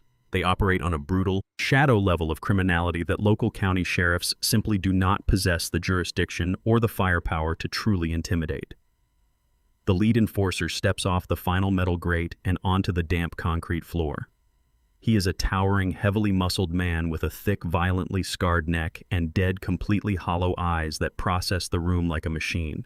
He bypasses the ring of armed deputies without a single sideways glance, his heavy combat boots splashing through the murky puddle of water expanding from the shattered ceiling pipe. He stops exactly 3 feet away from where Javon is kneeling in the dirt. The basement air grows suffocatingly cold. The lead enforcer reaches into his inner coat pocket and slowly extracts a sleek, heavily encrypted mobile phone. He taps the cracked glass screen once and turns the glowing device toward Javon. He does not yell. He does not make wild, theatrical threats. He speaks in a low, gravelly voice that carries effortlessly over the rhythmic hum of the medical equipment. He states that the syndicate's deadline expired exactly 10 minutes ago. He demands his $2 million in untraceable digital currency immediately, or he will begin slowly dismembering Javon right here on the wet, filthy floor. Javon violently recoils, his back slamming hard against the rusted metal frame of the discarded medical gurney. The absolute certainty of his own gruesome, impending death shatters the last remaining fragile fragments of his sanity. He looks at the cold, unblinking eyes of the lead enforcer and realizes that his sophisticated charm, his polished corporate vocabulary, and his expensive tailored suit mean absolutely nothing in this desolate concrete room. Blind, primal desperation completely overrides his familial loyalty and basic human decency. Javon scrambles frantically onto his hands and knees, splashing through the dirty, freezing water, and thrusts a trembling finger directly at my chest. His voice cracks into a hysterical, high-pitched scream that echoes off the low ceiling. He tells the enforcer to look at me, demanding they shift their focus. He frantically spins a desperate, unhinged narrative claiming that I am not just a grease-stained, low-level mechanic, but a secret corporate billionaire who controls an immense, shadowy holding company spanning multiple state lines. Javon begs the violent loan sharks to take me as their primary collateral instead of him. He insists with wide, manic eyes that I possess the liquid assets to wire 10 times the requested amount right this very second to save my own blood relative. He enthusiastically offers my life, my private business, and my physical safety to these ruthless Chicago criminals in a pathetic, transparent attempt to buy himself a few more hours of breathing. He tells them I have hidden untaxed wealth spanning decades, and he promises to sign over every legal right he holds to my estate if they just direct their horrific violence toward me. He grovels at the enforcer's heavy boots, weeping openly, entirely willing to watch his own uncle be tortured and murdered if it means he gets to walk out of this basement alive. The lead enforcer slowly turns his heavy, scarred head. He locks his dead, emotionless eyes onto my face, silently evaluating the hysterical claims of the broken, sobbing man at his feet. I do not cower under the enforcer's heavy, aggressively assessing glare. I do not raise my hands in a gesture of surrender, nor do I attempt to hide nervously behind the protective ring of armed county deputies. I stand my ground firmly, my posture solid, grounded, and completely unyielding in the face of imminent violence. I reached slowly and deliberately into the deep canvas pocket of my battered work jacket. The lead enforcer tenses slightly, his broad right hand drifting instinctively toward the heavy concealed bulge beneath his wool overcoat, but he holds his position waiting to see my play. I slowly extract a thick, securely stapled stack of high-level financial documents. Simon's elite forensic accounting team compiled these exact, undeniable records during the agonizing 30 minutes I sat in the precinct holding cell. I step forward boldly and press the printed ledger directly against the enforcer's chest, forcing him to take it. I tell him to look closely at the encrypted routing numbers and the digital transaction timestamps. I speak with absolute unwavering authority, my voice cutting through the damp basement air. I explain that Javon did not lose the $2 million in a string of unfortunate high-stakes underground bets. He did not gamble the syndicate's dirty money away at the tables. He deliberately and maliciously embezzled the funds directly from their primary laundering front and executed a complex series of unauthorized encrypted wire transfers. I point a calloused, grease-stained finger at the highlighted transaction logs boldly printed on the top page.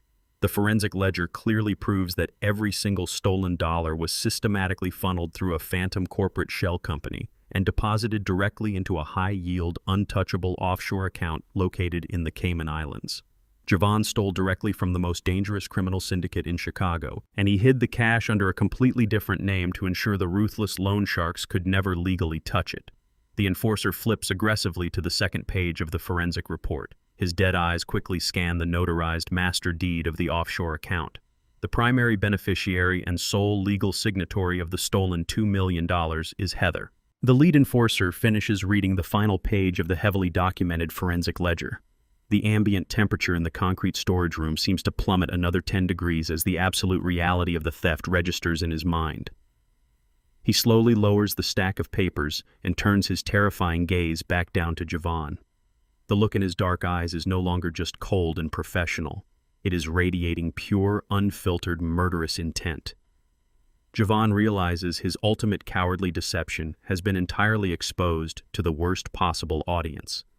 He scrambles backward frantically, his wet, expensive shoes slipping uselessly against the slick, flooded floor. Suddenly, heavy footsteps echo from the stairwell above. 2 county deputies march forcefully down the concrete steps, shoving Heather roughly ahead of them. They apprehended her, aggressively attempting to flee through the clinic's rear loading dock after abandoning the room. She stumbles awkwardly into the dimly lit storage room, her expensive designer dress torn and her carefully manicured, perfect composure completely destroyed. Javon spots her entering the room and lunges forward with desperate energy, grasping frantically at her ankles. He begs her to give the towering enforcers the access codes to the Cayman Island account immediately. He screams at the top of his lungs that these men are going to butcher him right here if she does not transfer the stolen funds back to the syndicate. Heather looks up at the towering, heavily armed Chicago enforcers, and the terrifying, paralyzing realization of the syndicate's wrath washes over her completely. She violently kicks her foot free from Javon's desperate grasp and backs away slowly into the shadows. She furiously shakes her head, her face pale with raw, undeniable terror. She lies straight through her teeth, screaming hysterically that she knows absolutely nothing about any offshore accounts or stolen syndicate money. She abandons her husband to the wolves without a single fleeting second of hesitation, desperately trying to sever her legal connection to his fatal mistake. Javon lets out a guttural, heartbroken wail as his wife completely betrays him. He turns back toward the enforcer, raising his shaking hands in a futile, pathetic gesture of surrender. The lead enforcer steps forward, rapidly grabs Javon directly by the throat with one massive, unyielding hand and lifts him entirely off the wet floor, dragging his choking, thrashing body toward the dark exit. The agonizing sound of Javon choking and scrambling against the concrete floor fades into the dark stairwell. The heavy fire door slams shut behind the massive enforcers, sealing his grim fate. I do not feel an ounce of pity for him. He orchestrated a horrific betrayal against his own father, and the brutal consequences of his gambling debts have finally caught up with him. Heather stands completely still near the rusted storage racks, her chest heaving as she processes her husband's violent exit. She does not scream for the armed deputies to help him. She does not shed a single tear. Her calculated survival instinct completely overrides whatever fragile transactional bond she claimed to share with him. She realizes that the syndicate has their primary target, and the police are currently occupied with securing the clinic staff upstairs. The Cayman Islands account holds $2 million entirely in her name. She possesses the sole digital key to a stolen fortune that can buy her a luxurious new identity anywhere in the world. Heather carefully slips off her designer high heels, dropping them silently onto the damp floor to avoid making any noise.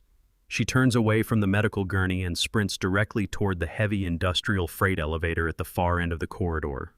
Her bare feet slap quietly against the cold concrete. She fully expects the archaic machinery to be completely unguarded. She presses the call button frantically, looking over her shoulder with wide, paranoid eyes to ensure none of the sheriff's deputies have noticed her sudden departure. The rusted gears engage with a loud mechanical groan. She clutches her expensive purse tightly against her chest, completely prepared to step inside and vanish into the night. She truly believes she has successfully played the ultimate game of survival. The heavy metal doors of the freight elevator shudder and pull apart with a harsh, grinding screech. Heather takes an eager step forward, ready to disappear forever. She stops dead in her tracks. The elevator car is not empty. 3 towering federal agents in dark tactical windbreakers stand shoulder to shoulder inside the cramped, dimly lit cabin. The bold yellow letters of the Federal Bureau of Investigation stretch across their ballistic vests. They step forward in perfect, intimidating unison, completely blocking her only avenue of escape. Heather stumbles backward, her bare feet slipping on the wet concrete floor. She looks wildly toward the main corridor, but the county sheriff and his heavily armed deputies have already moved into position, cutting off any potential retreat.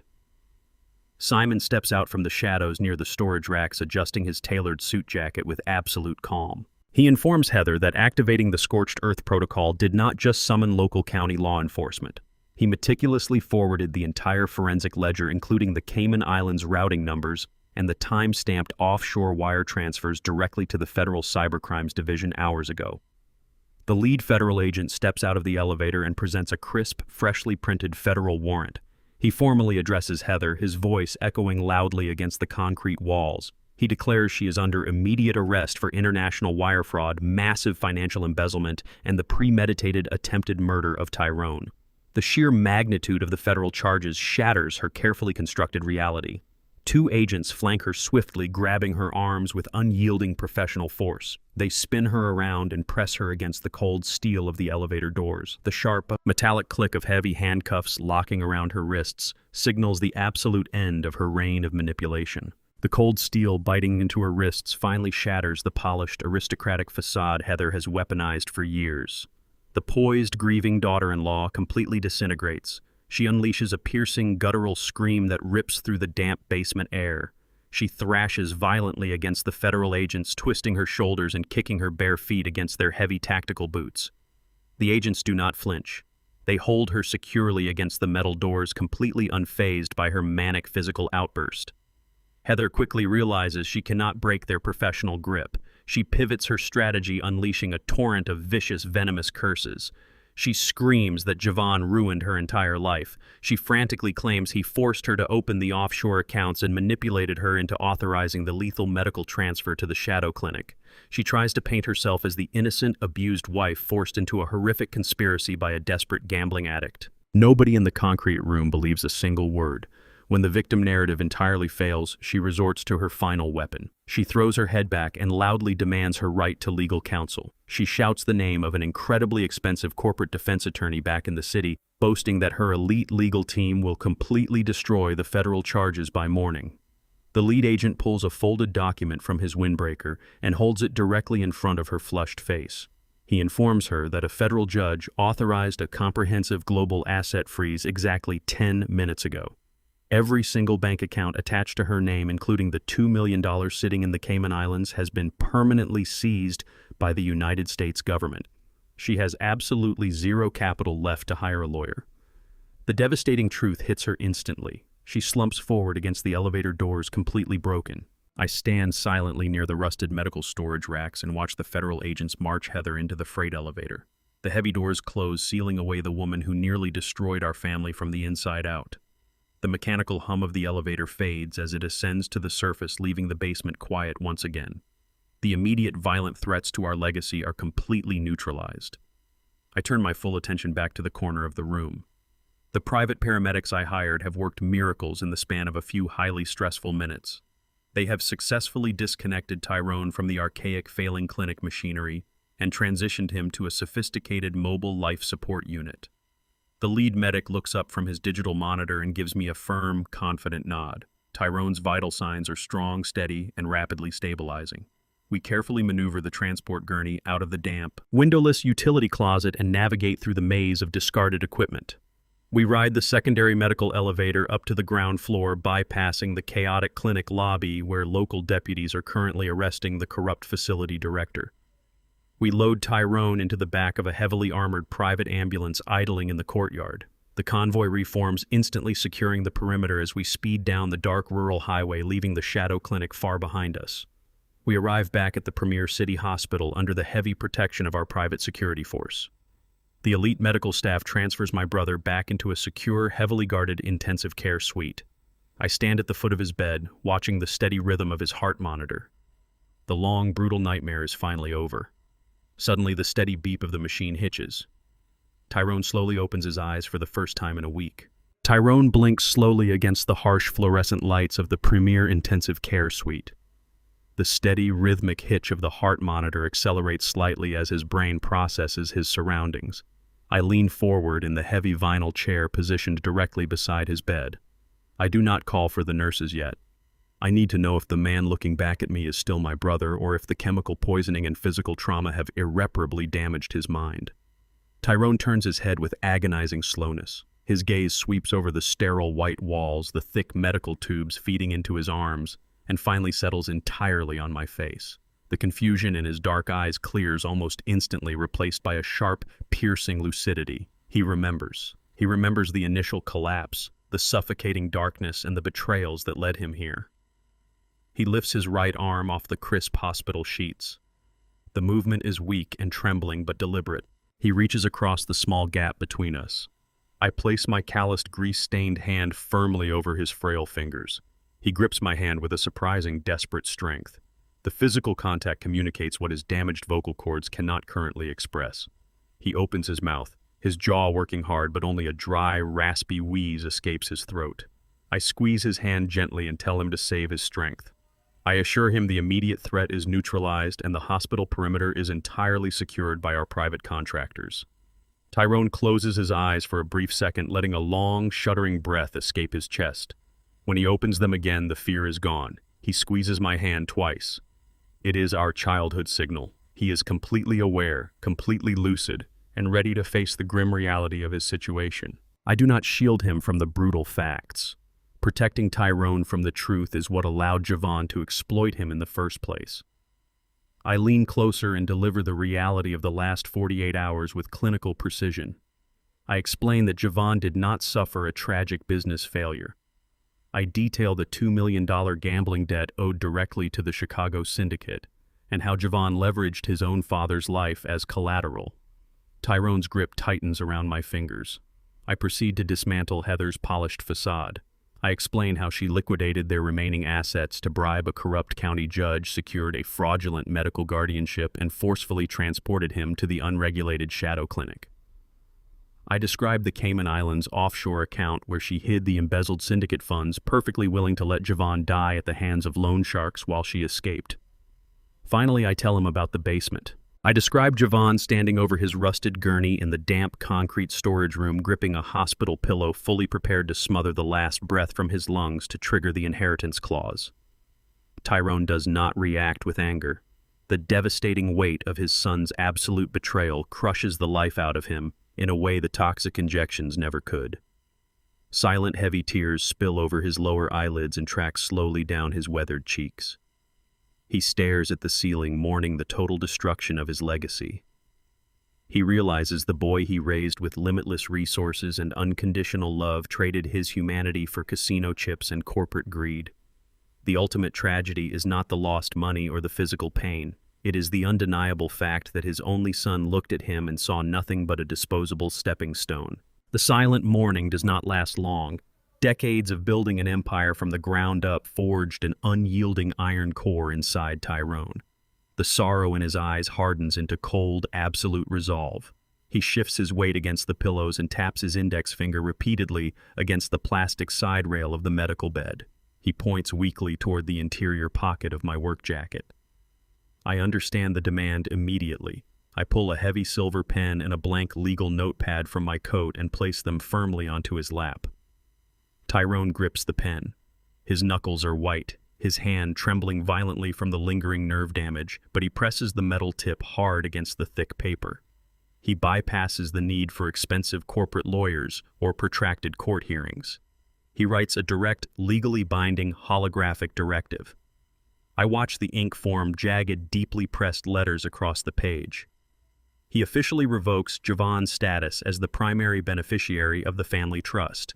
He drafts a specific clause stripping Javon of the corporate namesake, ensuring the boy can never again leverage the family reputation to secure a single line of credit.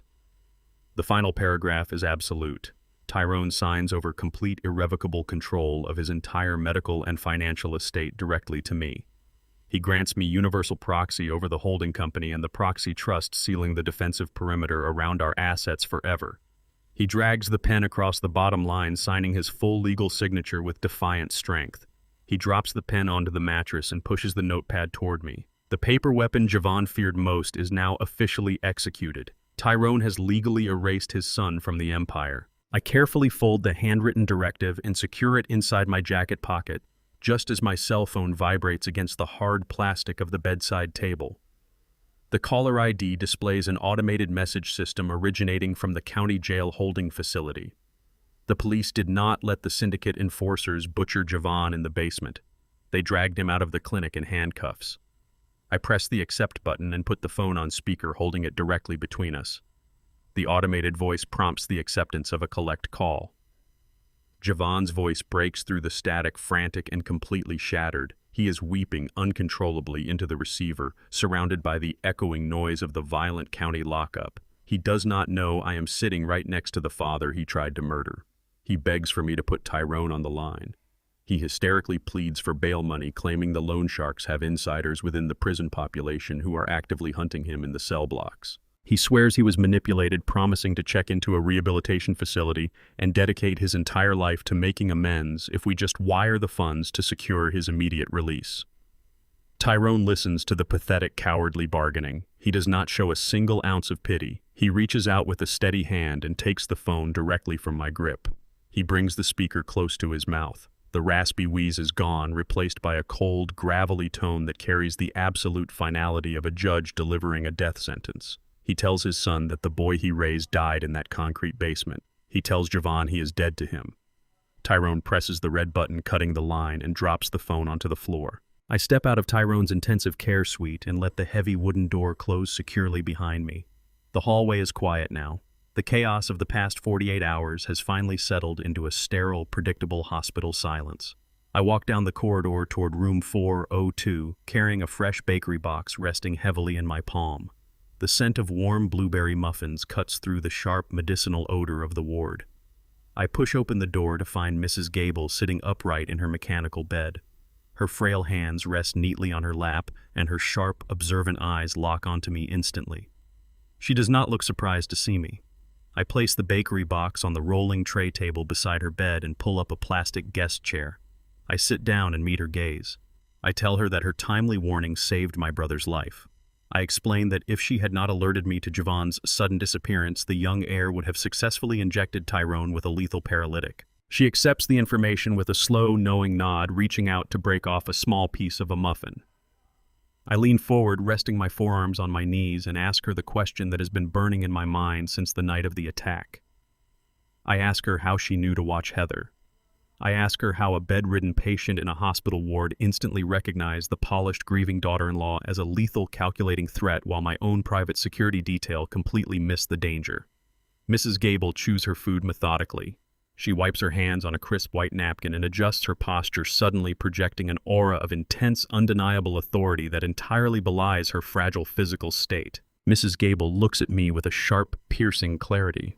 She states plainly that she is not just a forgotten old woman waiting to expire in a county medical ward. For 35 years, she worked as a senior forensic auditor for the Internal Revenue Service. She specialized in dismantling complex corporate embezzlement rings and tracing offshore phantom accounts. Her mind is a steel trap for faces, names, and fraudulent financial patterns. She recognized Heather the absolute second the young woman walked onto the hospital floor.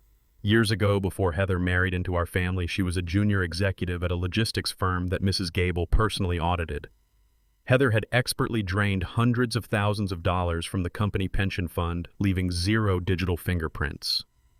Mrs. Gable built a rock-solid federal case against her, but Heather successfully pinned the entire operation on a desperate middle manager who subsequently took his own life before the trial. Heather walked away completely clean, keeping the stolen money and her pristine reputation. Mrs. Gable tells me that predators like Heather do not change their nature. They simply hunt for larger, more lucrative prey. When she saw Heather hovering around Tyrone's room, feigning grief while aggressively demanding control of his medical directives, she knew the exact game being played. She recognized the precise, calculated movements of a parasite preparing to consume a host.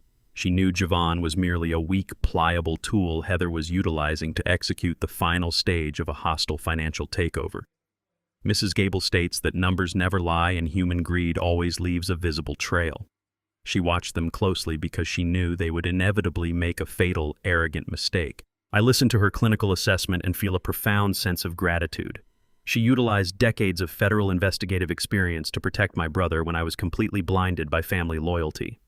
I reach into the inner pocket of my heavy canvas jacket and extract a thick, legally certified document folder.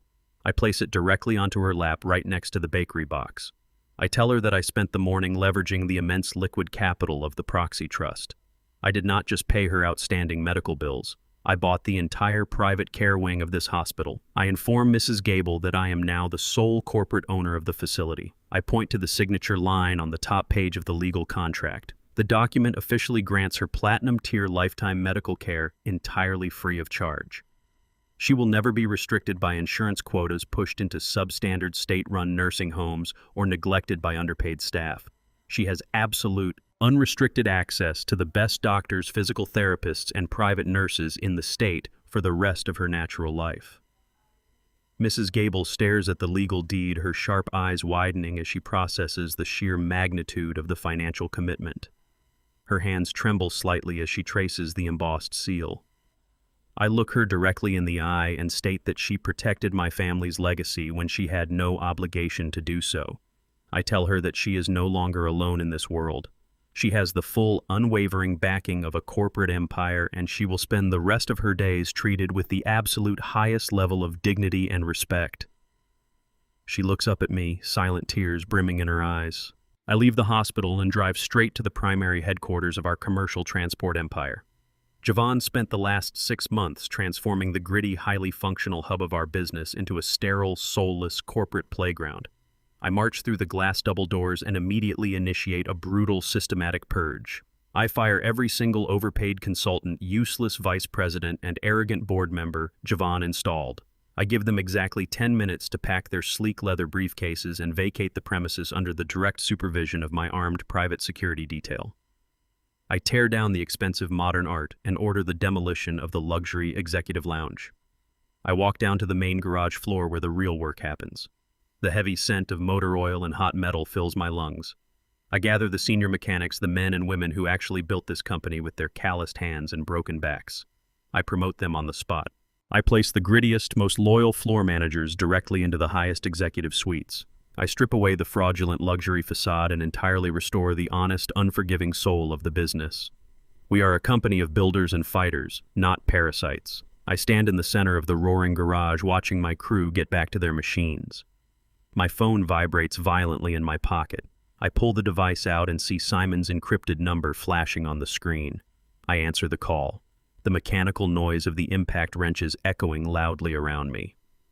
Simon speaks with his usual crisp, unbothered efficiency. He informs me that the federal judge has just officially handed down the final non-negotiable sentencing mandates for Javon and Heather. The heavy oak doors of the federal courthouse stand as towering monuments to absolute justice, completely separating the chaos of the outside world from the grim reality within. I sit quietly in the front row of the polished mahogany gallery, my calloused hands resting firmly on my knees. The air conditioning hums a low, sterile note that perfectly matches the frigid, unforgiving atmosphere of the room. Javon and Heather are escorted through the side entrance by 2 heavily armed federal marshals. They wear matching shapeless orange jumpsuits that completely erase their former corporate vanity. The vibrant orange fabric clashes violently with the pale, exhausted complexion they both now share. The heavy chains rattle loudly against the wooden chairs every time they shift their weight. They are directed to the defense table, their wrists restrained by thick steel cuffs linked to heavy belly chains. They do not look at each other. The calculating, predatory alliance they built to consume my brother's empire has completely shattered under the crushing weight of impending incarceration. Javon stares blankly at the polished wooden table, his shoulders slumped and his face hollowed out from weeks of relentless federal interrogation. He looks like a broken, pathetic shell of the arrogant heir who stood in that concrete basement. Heather sits as far away from him as the chain allows her jaw clenched tight with bitter resentment. She spent the entire investigative process desperately trying to pin the offshore embezzlement entirely on her husband, but the forensic evidence provided by Mrs. Gable and Simon's team was utterly impenetrable. They are isolated, trapped in a nightmare of their own meticulous design, waiting for the final stroke of the judicial hammer to seal their fate. The federal judge enters the courtroom with a sweeping stride, his black robes billowing slightly as he takes his seat at the elevated bench. The entire gallery rises in silent respect, but the judge wastes absolutely no time on pleasantries. He opens a thick legal ledger and glares down at the defense table with undisguised contempt. He begins to read the extensive list of charges into the official public record. He details the systematic corporate forgery, the massive offshore embezzlement, and the calculated horrific elder abuse inflicted upon a vulnerable family member. The judge's voice rings with righteous anger as he describes the final charge of attempted manslaughter. He specifically highlights the sheer depravity of transporting a medically compromised patriarch into an unregulated subterranean slaughterhouse purely to expedite an unearned inheritance. He states that in his 30 years on the federal bench, he has rarely witnessed a conspiracy so devoid of basic human decency. Javon trembles violently as the judge tears away every pathetic excuse and legal loophole his expensive court-appointed attorney tried to fabricate. The judge closes the heavy leather binder and stares directly into the eyes of the two conspirators. He declares that they abused their familial privilege to orchestrate a lethal betrayal. With absolute, unwavering authority, he hands down the maximum allowable penalty.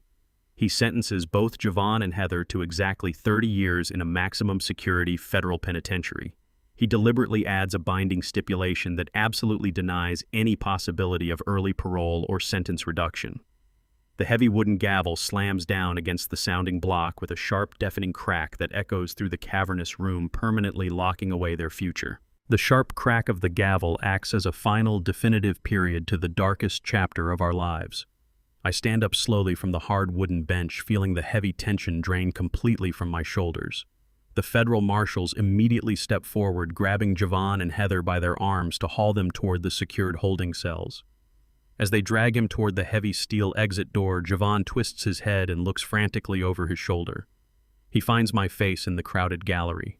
Thick, desperate tears stream uncontrollably down his hollow cheeks.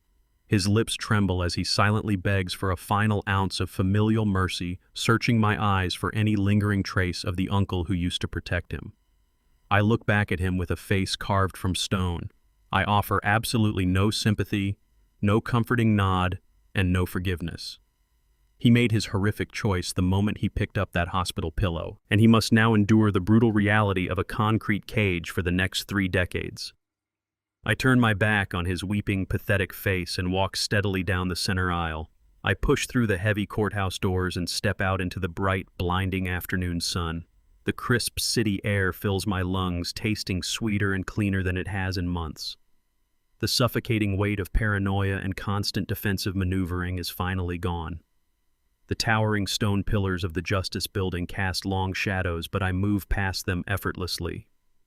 The malignant financial cancer that threatened to consume our entire family tree has been permanently surgically excised. I climb into the cab of my battered, rusted Ford pickup truck and turn the heavy ignition key. The familiar roar of the aging engine is a comforting, honest sound after the sterile hostility of the federal courtroom. I drive out of the bustling city grid, navigating the winding roads back toward my quiet suburban neighborhood. I pull into my cracked concrete driveway and kill the engine, letting the absolute peace of the afternoon wash over me. I walk up the wooden steps of my front porch and slide my key into the heavy brass deadbolt. The brand new high-security locks turned smoothly with a satisfying metallic click. I installed them myself the morning after the basement confrontation, ensuring that no unwanted corporate parasites would ever cross my threshold again. I push the front door open and step inside my modest living room. The afternoon sun filters softly through the drawn curtains, illuminating the dust motes dancing in the warm air. The silence inside the house is entirely different now. It is no longer a heavy, suffocating quiet loaded with paranoia and the looming threat of betrayal. It is a deeply peaceful, restorative silence that belongs completely to me. I drop my heavy canvas jacket onto the back of a wooden dining chair and walk straight to the small liquor cabinet in the corner of the room. I grab a heavy crystal tumbler and uncork a bottle of premium aged bourbon I have been saving for a genuine victory. I pour a generous measure of the amber liquid, the clinking sound ringing brightly in the quiet house. I lift the glass, taking a slow, burning sip that warms my chest. I pull my cell phone from my pocket, find the saved hospital extension, and dial Tyrone's private recovery room. The agonizing sounds of Javon choking and scrambling against the wet concrete fade into the dark stairwell. The heavy fire door slams shut behind the massive enforcers, permanently sealing his grim, violent fate. I do not feel a single ounce of pity for him. He orchestrated a horrific betrayal against his own father, and the brutal consequences of his staggering gambling debts have finally caught up with him. Heather stands completely still near the rusted medical storage racks, her chest heaving as she processes her husband's violent abduction. She does not scream for the armed deputies to help him. She does not shed a single tear or beg for his life. Her calculated reptilian survival instinct completely overrides whatever fragile transactional bond she claimed to share with him. She realizes that the syndicate has their primary target, and the local law enforcement officers are currently occupied with securing the perimeter. The offshore Cayman Islands account holds $2 million entirely in her name. She possesses the sole digital key to a stolen fortune that can buy her a luxurious new identity anywhere in the world. Heather carefully slips off her expensive designer high heels, dropping them silently onto the damp floor to avoid making any noise. She turns away from the medical gurney and sprints directly toward the heavy industrial freight elevator at the far end of the corridor. Her bare feet slap quietly against the cold concrete as she moves with desperate speed. She fully expects the archaic machinery to be completely unguarded, providing a direct route to the surface. She presses the call button frantically, looking over her shoulder with wide, paranoid eyes. She clutches her expensive purse tightly against her chest, fully prepared to step inside the metal box and vanish into the night, perfectly content to let Javon die. The rusted gears of the freight elevator engage with a loud mechanical groan that echoes off the low basement ceiling. The heavy metal doors shudder and pull apart with a harsh, grinding screech. Heather takes an eager step forward, completely ready to disappear and begin her wealthy, untethered new life. She stops dead in her tracks, the triumphant smirk vanishing instantly from her face. The elevator car is not empty. 3 towering federal agents in dark, tactical windbreakers stand shoulder to shoulder inside the cramped, dimly lit cabin. The bold yellow letters of the Federal Bureau of Investigation stretch across their ballistic vests. They step forward in perfect, intimidating unison, completely blocking her only avenue of escape. Heather stumbles backward, her bare feet slipping dangerously on the wet concrete floor. She looks wildly toward the main corridor, but Simon steps smoothly out from the shadows, adjusting his tailored suit jacket with absolute calm. He informs Heather that he did not just bring the county sheriff to the clinic tonight. He meticulously forwarded the entire forensic ledger, including the Cayman Islands routing numbers and the time-stamped offshore wire transfers, directly to the Federal Cybercrimes Division hours ago. The lead federal agent steps out of the elevator and presents a crisp, freshly printed federal warrant. He formally addresses Heather, his voice echoing loudly against the concrete walls. He declares she is under immediate arrest for international wire fraud, massive financial embezzlement, and the premeditated attempted murder of Tyrone. The sheer magnitude of the federal charges shatters her carefully constructed reality. 2 agents flank her swiftly, grabbing her arms with unyielding professional force. They spin her around and press her against the cold steel of the elevator doors, completely neutralizing her desperate attempt to flee the underground facility. The sharp metallic click of heavy steel handcuffs locking securely around her wrists finally shatters the polished, aristocratic facade Heather has weaponized for years. The poised, grieving daughter-in-law completely disintegrates right in front of us. She unleashes a piercing, guttural scream that rips through the damp basement air, echoing violently off the exposed pipes. She thrashes against the federal agents, twisting her shoulders and kicking her bare feet uselessly against their heavy tactical boots. The agents do not flinch or negotiate. They hold her securely against the metal doors, completely unfazed by her manic physical outburst. Heather quickly realizes she cannot break their professional grip, and her panic morphs into pure, unfiltered rage. She unleashes a torrent of vicious, venomous curses. She screams at the top of her lungs that Javon ruined her entire life. She frantically claims he forced her to open the offshore accounts and manipulated her into authorizing the lethal medical transfer to the Shadow Clinic. She tries to paint herself as the innocent, abused wife forced into a horrific conspiracy by a desperate gambling addict entirely willing to throw her abducted husband under the bus to save herself. When the victim narrative completely fails to move the federal agents, she resorts to her final weapon. She throws her head back and loudly demands her right to legal counsel. She shouts the name of an incredibly expensive corporate defense attorney back in the city, boasting that her elite legal team will completely destroy the federal charges by morning. The lead agent pulls a folded document from his windbreaker and informs her that a federal judge authorized a comprehensive global asset freeze exactly 10 minutes ago. Every single bank account attached to her name is frozen, leaving her completely penniless. The devastating realization that she possesses absolutely zero capital to hire a lawyer hits Heather like a physical blow. She slumps forward against the elevator doors, completely broken and defeated. I stand silently near the rusted medical storage racks and watch with profound satisfaction as the federal agents march her into the freight elevator. The heavy metal doors close with a definitive clang, sealing away the woman who nearly destroyed our family from the inside out. The mechanical hum of the elevator fades as it ascends to the surface, leaving the basement quiet once again. The immediate violent threats to our legacy have been entirely neutralized. I turn my full attention back to the corner of the room. The specialized private paramedics I brought with the convoy have worked absolute miracles in the span of a few highly stressful minutes. They have successfully disconnected Tyrone from the archaic failing clinic machinery and transitioned him to a highly sophisticated mobile life support unit. The lead medic looks up from his digital monitor and gives me a firm, confident nod. Tyrone's vital signs are strong, steady, and rapidly stabilizing. We carefully maneuver the transport gurney out of the damp, windowless utility closet and navigate through the maze of discarded equipment.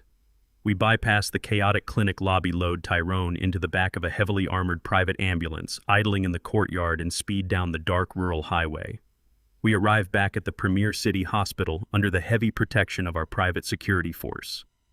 The elite medical staff transfers my brother back into a secure, heavily guarded intensive care suite. I stand at the foot of his bed, watching the steady rhythm of his heart monitor.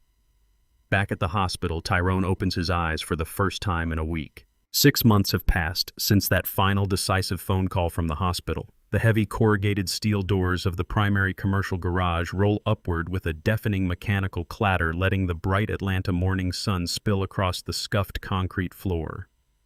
The distinct, deeply comforting scent of heavy motor oil, industrial degreaser, and hot metal instantly fills my lungs. It is the smell of honest survival. The sterile, suffocating silence of the intensive care unit is nothing but a distant memory. Tyrone is no longer a fragile patient trapped under a maze of plastic tubes and blinking monitors. He sits upright in a customized motorized wheelchair positioned firmly behind the main reception desk. His legs may not carry his weight the way they used to, but his sheer presence commands the entire room. He picks up the ringing landline, his booming, gravelly voice echoing across the open bay. He speaks to a high-end client with his signature effortless charm, negotiating a massive transport contract with the sharp instincts of a man who built this empire from scrap metal. The younger mechanics walk past the desk, nodding respectfully to the patriarch who absolutely refused to be buried. Tyrone laughs loudly at a joke crackling over the receiver, his eyes shining with renewed fierce vitality. The ruthless chemical poisoning completely failed to break his spirit. The brutal physical therapy sessions tested his limits, but our bond of brotherhood survived the ultimate betrayal. We joke during the quiet morning hours about the very first engine we ever rebuilt together in a dirt lot 40 years ago. He is exactly where he promised he would be, firmly anchored at the beating heart of our legacy. I stand directly under the raised hood of a pristine vintage 1969 Ford Mustang, a heavy steel wrench gripped firmly in my right hand. This is exactly where I belong. There are no tailored designer suits anywhere on the premises. There are no hollow corporate consultants offering fake smiles and empty promises. There is only the unforgiving truth of a massive V8 engine and the absolute unyielding control I maintain over my own destiny. Javon tried to bury the gritty soul of this operation under layers of fragile, expensive glass and hollow executive titles. I shattered that glass and permanently restored the concrete foundation. The premier classic car restoration and commercial transport business is currently thriving under my direct, uncompromising leadership. The wealthy elite buyers who temporarily fled the chaotic, mismanaged corporate structure Javon attempted to implement have returned in record numbers. They do not want to negotiate with a slick teenager in a sterile boardroom. They fly in from across the country specifically to deal directly with me. They gladly hand over premium checks to a man in a grease-stained shirt, recognizing that absolute competence does not require a luxury wardrobe. I command a multi-million-dollar empire with calloused hands and a quiet, unrelenting focus. I wipe the dark grease from my knuckles with a red shop rag and listen to the restored engine roar to life. The mechanical harmony is perfect. My private contractors maintain a flawless security perimeter around our assets, and the newly established legal trusts guarantee that no opportunistic predator will ever compromise this facility again.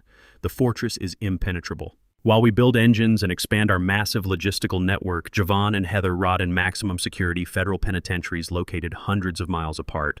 Their names have been systematically and permanently erased from every corporate ledger, family trust, and property deed associated with our bloodline. They are legal ghosts entirely stripped of the wealth and status they committed treason to obtain. They chased easy, unearned riches and traded their very souls for a lifetime locked inside a concrete cage. Javon's frantic weeping collect calls from the county holding block went completely unanswered until the automated system simply stopped trying. Heather's carefully constructed aristocratic identity was completely obliterated the moment the federal government seized her hidden offshore accounts and auctioned off her designer wardrobe to pay the restitution fines. They spend 23 hours a day staring at cinder block walls, surrounded by the violent reality of federal incarceration with exactly 3 decades left to serve. They have no possibility of early parole. They have no expensive lawyers left to file frivolous appeals. They have nothing but the crushing, suffocating weight of their own monumental failure. They looked at an aging father and a quiet uncle and saw only weak, disposable targets. They fundamentally misunderstood the nature of the men they were hunting. I kept my silence as they plotted, schemed, and measured the drapes of my brother's empire. My silence was not submission or ignorance. My silence was the careful, deliberate loading of a weapon they never saw coming. It was the greatest weapon of all. The workday eventually reaches its natural conclusion. The heavy pneumatic tools fall silent, and the golden hour approaches the city. The setting sun casts long, brilliant streaks of deep orange and bruised purple across the sprawling Atlanta skyline. I walk to the front of the shop, gripping the heavy steel chains and pull them across the massive bay doors. I secure the thick brass padlocks locking down the fortress for the night. I wipe my hands one final time and walk over to the main desk. I assist Tyrone as he expertly maneuvers his wheelchair out from behind the counter. I help him transition smoothly into the passenger seat of my battered, rusted Ford pickup truck. I fold the chair, secure it in the truck bed, and climb behind the steering wheel. I turn the ignition, the old engine rumbling with familiar, steadfast reliability. We drive out of the industrial lot and merge onto the quiet suburban highway leading back to the manor. The radio plays a low, rhythmic blues track. We sit together in this cab, the warm evening breeze flowing through the open windows. We do not need to speak a single word to understand the sheer magnitude of what we survived and what we protected. The violent storm that threatened to tear our family apart at the roots has completely passed, leaving the ground stronger than before. The world keeps turning, endlessly filled with loud, arrogant predators desperately chasing unearned power, but the silent mechanic remains the undisputed king of his own empire. True wealth is never measured by the designer clothes you wear, the luxury cars you flaunt, or the size of your inherited bank account. It is built through unyielding resilience, honest labor, and the unwavering loyalty you show to the people who truly matter. Predators will always miscalculate the strength of a quiet spirit, mistaking patience for weakness. When you face betrayal from within, silence becomes your most formidable strategy. Let your enemies expose their greed while you carefully secure your defenses. Ultimately, justice favors those who protect their foundation, refusing to surrender their legacy to entitled and arrogant cowards. Did you like this story? Let me know your thoughts in the comments below. Please like the video, subscribe to our channel, and share this story with your friends. Your support helps us create more content. See you in the next one.